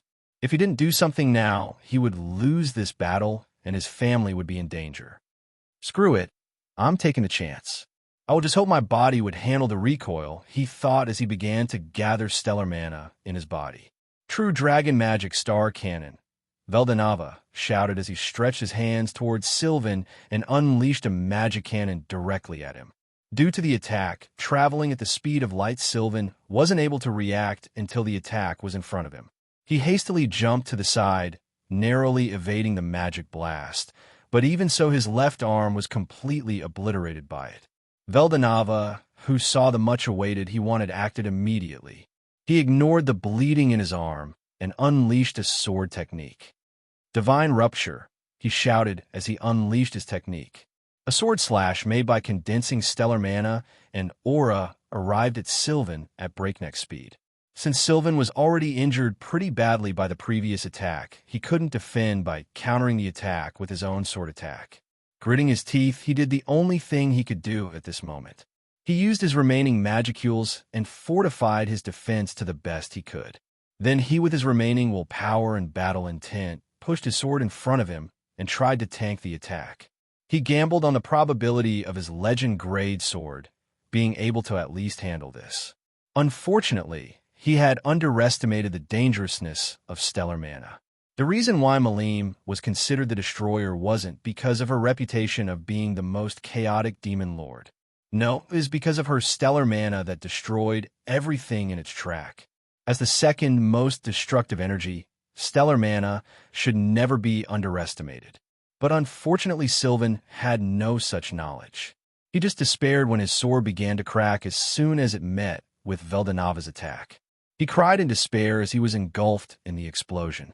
Veldana kneeled on the ground and leaned on his sword for support, using true dragon magic, and that sword strike took a huge toll on him. But fortunately, he was able to defeat his opponent. Thinking so, he got up and looked at the remaining soldiers with a cold, piercing gaze. Now it is your turn. As he readied his sword again, his expression suddenly paused as he heard someone say, "I'm afraid that wouldn't be possible." Turning around, he saw a raven with back placed at the door, and in one of his hands was Malim. What infuriated Veldanava more was that Raven had placed a dagger dyed with fresh blood near Malim's neck. If you value your daughter's well-being, I suggest you drop your weapon and surrender yourself. Raven threatened with a cruel glint flashing through his eyes. Earlier, when Raven and his squad entered, they found that house was eerily quiet. Due to their earlier encounters, Raven decided to stay cautious and commanded his men to tread with caution. So they slowly began to search the house, looking for any traces of the royal family. As they reached the back door, they found it open and with traces of someone running out of the house. Panic flashed across their eyes as they realized that people here had fled from this using this door. They hurriedly followed the trail to quickly catch their target. If their target managed to escape, all of their efforts would be wasted. In their hurry, they didn't realize one little crucial detail. Why was there such a deliberate trail when they found nothing in the whole house? Their ignorance was paid with a great piece as the place most of the men stood suddenly blew up in an explosion. If it was not for Raven at the last minute using his men as cover to shield him, he too would be seriously injured by that explosion. After the explosion subsided, only 3 men survived, excluding Raven. And even then they are heavily injured. Looking at his dead men, Raven felt a huge anger in his heart. These men were his own team that he painstakingly cultivated. As someone who was hailed as a genius strategist, Raven knew that his strength alone isn't enough to survive in this world. That is why he created his own team that would act as his bodyguards and meat shields. But even when they were disposable paws, he couldn't bear to see them sacrificed without any benefits. Find that bitch. She should be somewhere near here. Find her and capture her immediately. If she struggles, break her legs. Raven shouted his orders with a cold voice as he used his unique skill to take control over all of his remaining men. Soon the men rang into action, completely ignoring any pain they were feeling due to their actions. In their minds, they didn't register anything but Raven's orders. As soldiers, they need not think about anything but obeying orders. "Wherever you are, I'm going to make you pay for what you did," Raven said with a ruthless glint in his eyes. In his madness, he completely forgot about his orders. His orders were to capture Lucia unharmed. The rebels still feared Rudra's power, so they repeatedly reminded their soldiers. They didn't want a crazy emperor coming at them. This is also the reason they sent both Raven and Sylvan to capture her. The rebels know that Sylvan has some affection for her, so he will not harm her. And even if his men were to ignore his orders, Raven, with his unique skill, would be able to stop them. He was their guarantee to mission success.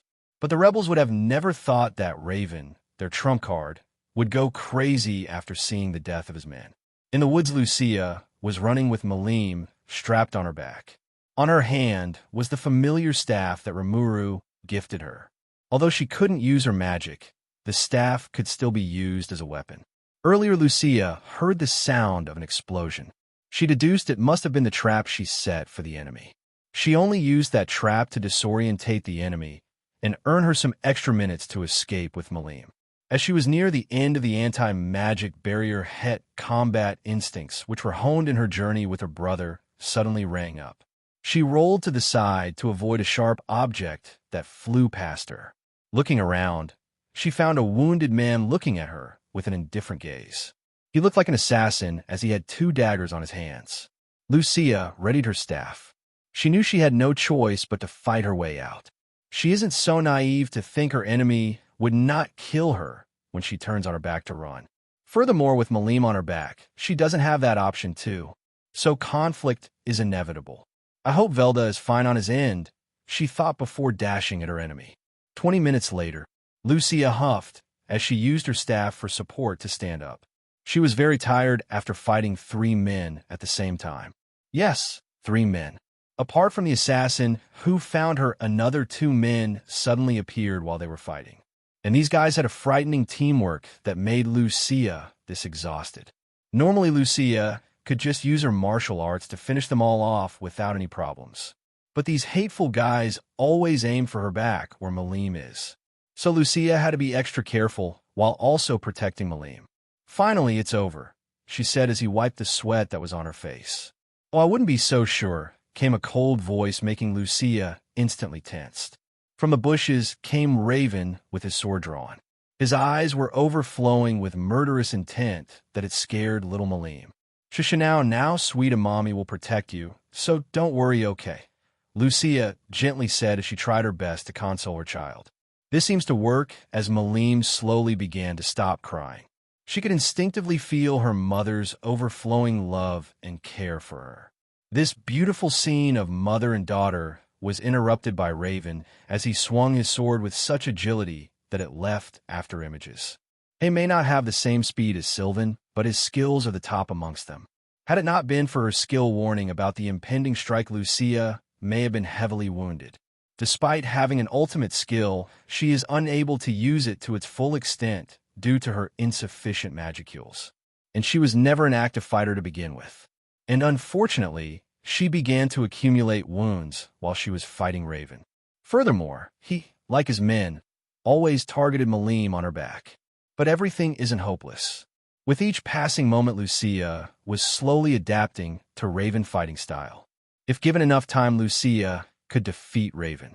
Both parties knew this. This is why Raven decided to use one of his trump cards. Suddenly, one of the men who Lucia assumed to be dead sprang into action as he aimed his dagger at Malim.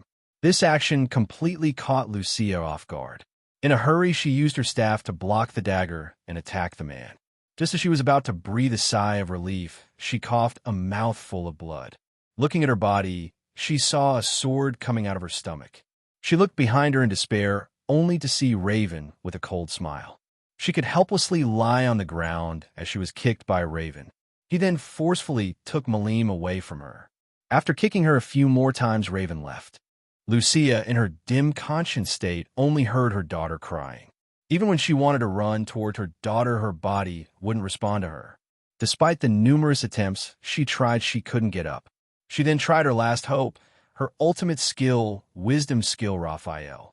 Raphael, can you find a way to help me? Notice the host has too much blood. It is advised to stay where you are. Notice the injury is currently being healed from host's magical reserves. Came Raphael's monotone reply. How long till I'm able to move? Lucia asked. Notice it is estimated to be about 30 minutes. Any movement or use of skill would delay the time even more. Raphael answered. No, that's too much. Make it happen in 5 minutes. No, make it happen even sooner. Lucia said. She can't stay here for 30 minutes and do nothing when her husband and baby are in danger. Warning, it advised to stay and not move around. Raphael advised again. I can't stay here, Rahel. Not when my daughter is taken by that man. I need to rescue her even if it means I will die in the process, Lucia shouted angrily. Raphael was silent for a moment. She couldn't understand why her master was so distressed. But even when she had no emotion, she knew her master needed her help. So she began to look for alternative ways to help her master. After a while, Raphael said, notice an alternative was found.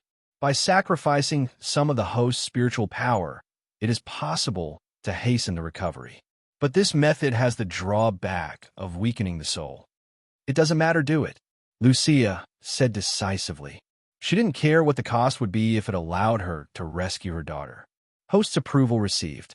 Starting process in 3, 2, 1. Raphael announced as she began the process. Slowly, the injury on Lucia's stomach began to heal. But despite this, Lucia didn't bother to see the result. As soon as she felt she could stand up, she stood up. And with help of her staff, she began to head back to her house. In her mind, she only had one thought: I need to rescue my daughter.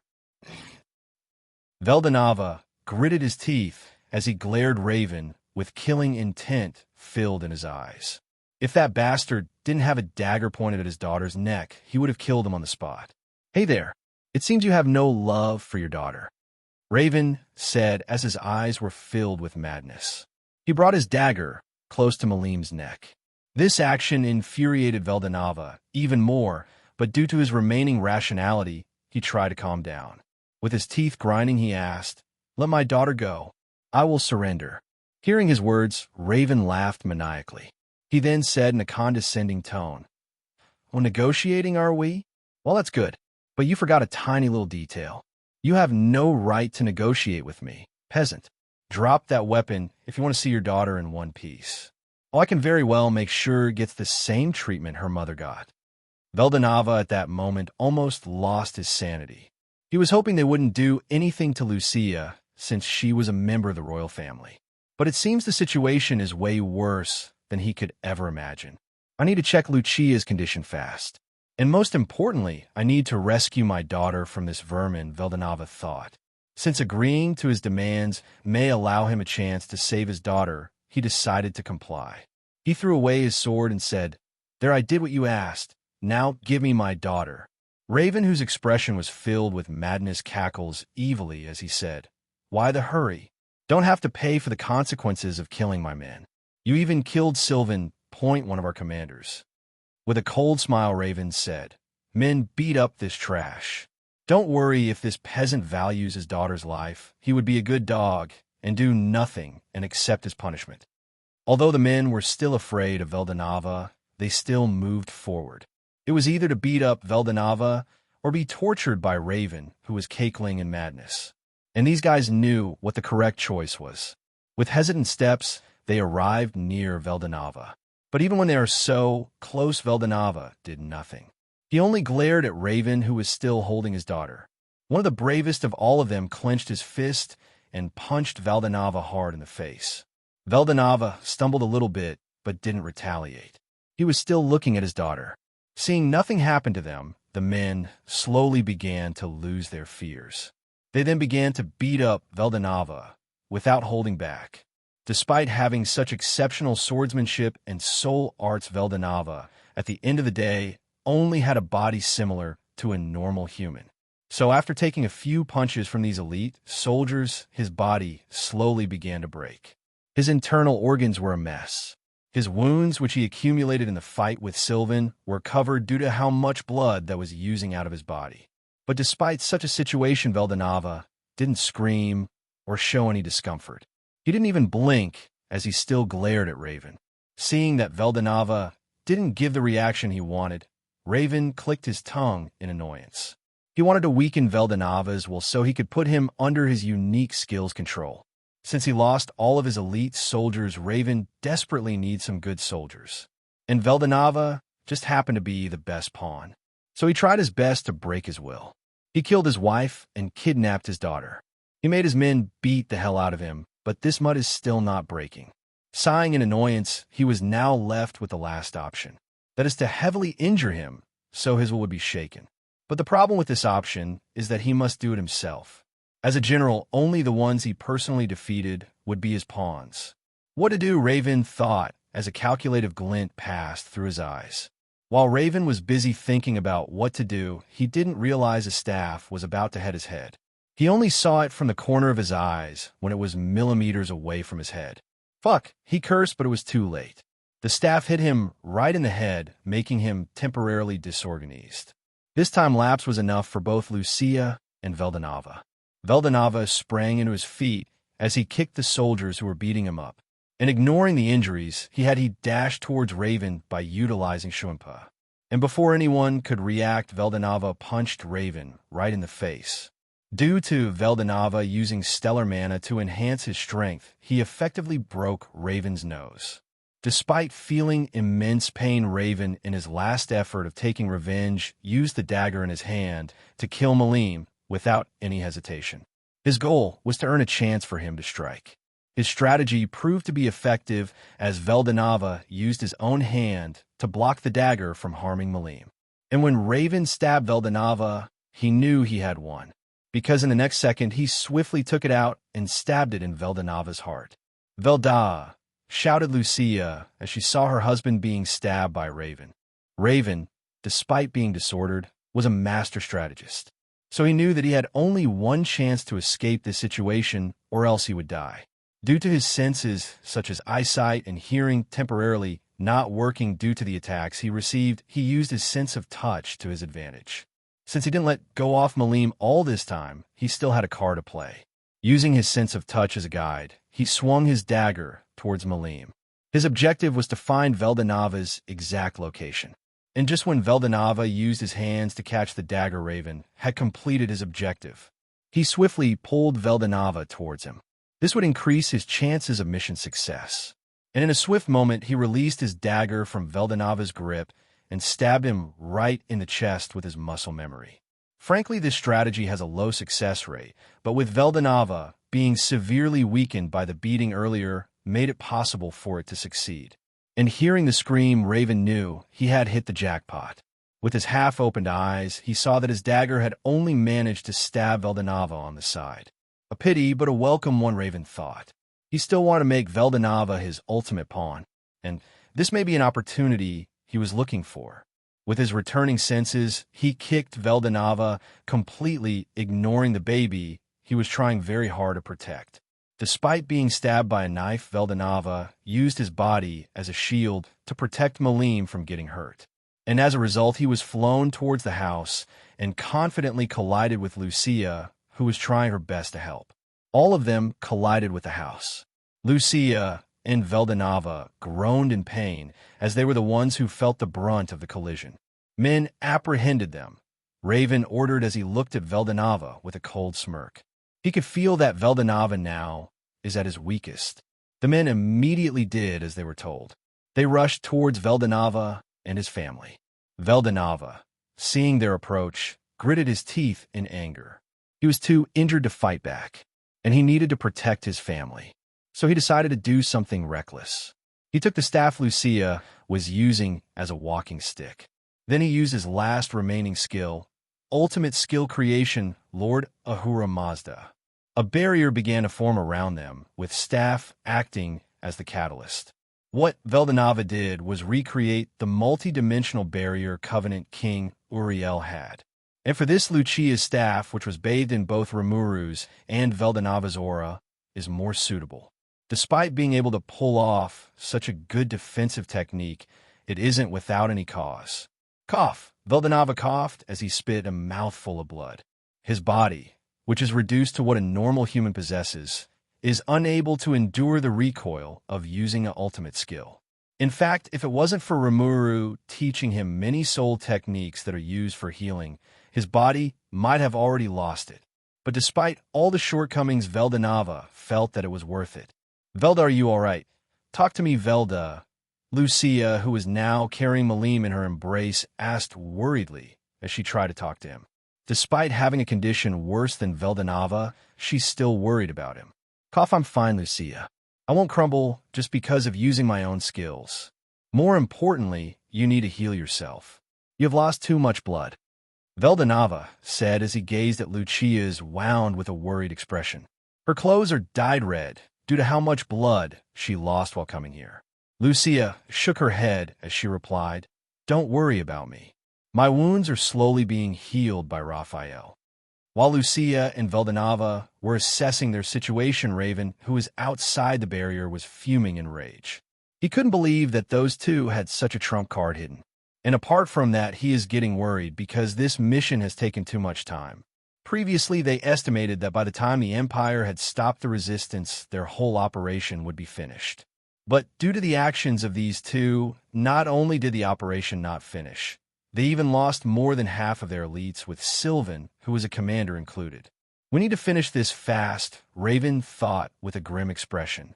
As much as he wanted to get Veldanava as his puppet, he first needed to stay alive to do that. Attacking the royal family meant making Emperor Rudra his enemies, and no one wanted to face Rudra. The only reason they even went as far as to kidnap Lucia and Veldanava is because they knew that Rudra wouldn't dare make a move if he realizes that his sister is in their hands. That is their guarantee for their whole plan. Men attack that barrier in formation, and we need to take that barrier down quickly before the Emperor comes running here. So whatever you do, don't dare to hold back if you all value your lives. Raven shouted as he decided to quickly find the barrier's weakness and finish this quickly. As a master strategist, his quick thinking is his main power. So with his orders, the soldiers slowly found key points of the barrier they could use to break it down. They just needed precise and powerful attacks to completely break it down. Fortunately, they are enough personal to do it. Veldanava gloomily looked at his surroundings. Although he expected this outcome, but the enemy analyzed his barrier too quickly. Even though Veldanava created this barrier in a hurry, it is still something he made by using Covenant-kind Uriel as a base. So he thought that this barrier would hold on for another 5 hours at least. That would be more than enough time for Dino to come back. But it seems fate is not on his side. Not only did Raven analyze his barrier, he even made a method to completely destroy it in a short amount of time. This level of intelligence is frankly at a level near Rudra. Had he not been an enemy, Veldanava would be greatly impressed by him. Just when Veldanava was at his wits' end, he felt a sudden familiar presence coming towards him at a fast speed. Recognizing who it was, he felt a little relieved. With her coming, I only needed to buy enough time for us, he thought as he pondered the things he could do. After pondering a bit, he said aloud, Lucia, can you cast a barrier with your remaining magic reserves? Lucia, although puzzled, answered, Yes, my magicules have regenerated enough to cast a barrier, but it won't be as effective as the one you casted. It doesn't need to be as durable as this one. I need you to cast a simple barrier that would protect both you and Malim for my next move. Don't worry, help has won the way, so we only need to buy enough time." Lucia nodded her head. Although she didn't know what Veldanava was planning to do, she didn't have the luxury to ask about it. And since he said help is coming, he won't do something too reckless. What Lucia at that time didn't realize was that when a dragon wanted to protect its family, nothing is reckless. Just as Lucia conjured the barrier, the outer barrier that Veldanava made broke under the combined attacks of the enemy soldiers. Under the threat of Emperor Rudera's arrival, their coordination improved significantly. Just as they were about to cheer in joy, they all suddenly felt a familiar pressure. But this time it was stronger. It was Veldanava using his conqueror's pressure. But unlike the last time where he was in a great condition, this time he was very weakened, so theoretically his pressure should be less intense. But that would not be a problem if Veldanava took advantage of a single detail. His soul. Since his soul as a true dragon is more robust and stronger than any being, his soul pressure, if put to the maximum output, is the strongest. So last Veldanava was holding back due to his weak body. But this time he let his pressure fully out of his body. Although this is doing continuous damage to him, he didn't care. If he could hold it for a few minutes, he wouldn't mind dying. Raven, who was also affected by Veldanava's pressure, lost his composure. Like his men, he was also forced to kneel on the ground. Since this pressure is directly harming his soul, his unique skill couldn't help him at all. But despite this, his mind tried to come up with different solutions. From his observation, he could see cracks forming on Veldanava's body like it was a broken vase. So he could conclude that this skill is not something permanent. And since they had some experience with this skill earlier, he knew they just needed to make Veldanava move or stop his concentration. But that is easier said than done. Raven looked at his remaining men and saw that they were on the verge of losing their minds. Clicking his tongue, he tried to use his skill to bring them under his influence. Fortunately, his plan was a success as they had no way of resisting. But despite that, it also brought him a big disadvantage. He could feel the pressure he was feeling increase as he took control over his men. This was to be expected, as Raven's unique skill is essentially using his astral body, which in turn made his defense even more thinner. Gritting his teeth, he tried to ignore the pain, but to avail. Soul damages are not something that could be healed without the necessary skills. In the Cardinal World, few people even have the knowledge to utilize those skills. And sadly, Raven isn't one of them. And just as he was about to try something else, he suddenly had a sudden chill running down his spine. He didn't know why, but his instincts as a master strategist and his basic instinct as a human is screaming for him to flee this place immediately. And from the look of it, he isn't the only one feeling it, as some of his men who were previously on the verge of falling unconscious suddenly regain their senses and are doing their best to go away from this place. But too bad for them, they are too late. The sky, which was clear, suddenly began to be covered by dark clouds. The sunny weather suddenly took a 180 turn as it began to rain heavily. Lightning began to crackle, as if the heavens were screaming in terror on what's to come next. While all these ominous omens happening all around him, Veldanava didn't panic. In fact, he had a relieved smile on his face. "Finally, you sure took your sweet time, little sis," he said as he looked at the sky.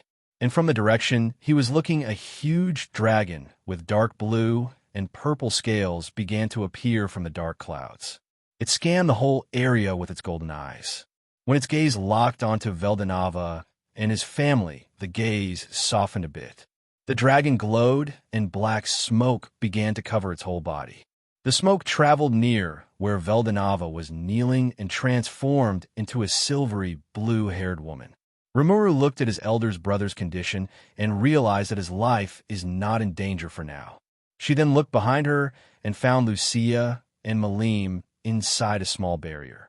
Although Malim seemed to be unharmed, Lucia is covered in her blood. And from the looks of it, she is barely hanging to her conscience. Ciel, heal both Lucia and Big Brother. Make sure their lives are not in danger. And also look for any injuries on Malim. Rimuru instructed as she needed to make sure both Lucia and Veldanava were not in danger. Then she turned her attention to the enemy soldiers who were frozen in fear.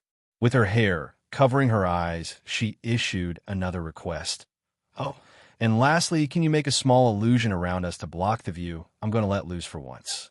Ciel came out of Rimuru's body and nodded her head. She then erected a small illusion barrier surrounding Veldanava and his family, so they would not witness what would happen next. Especially Malim. She is too young to witness what it means to face the wrath of the queen of the underworld. After the barrier was made, Ciel went and began her duties.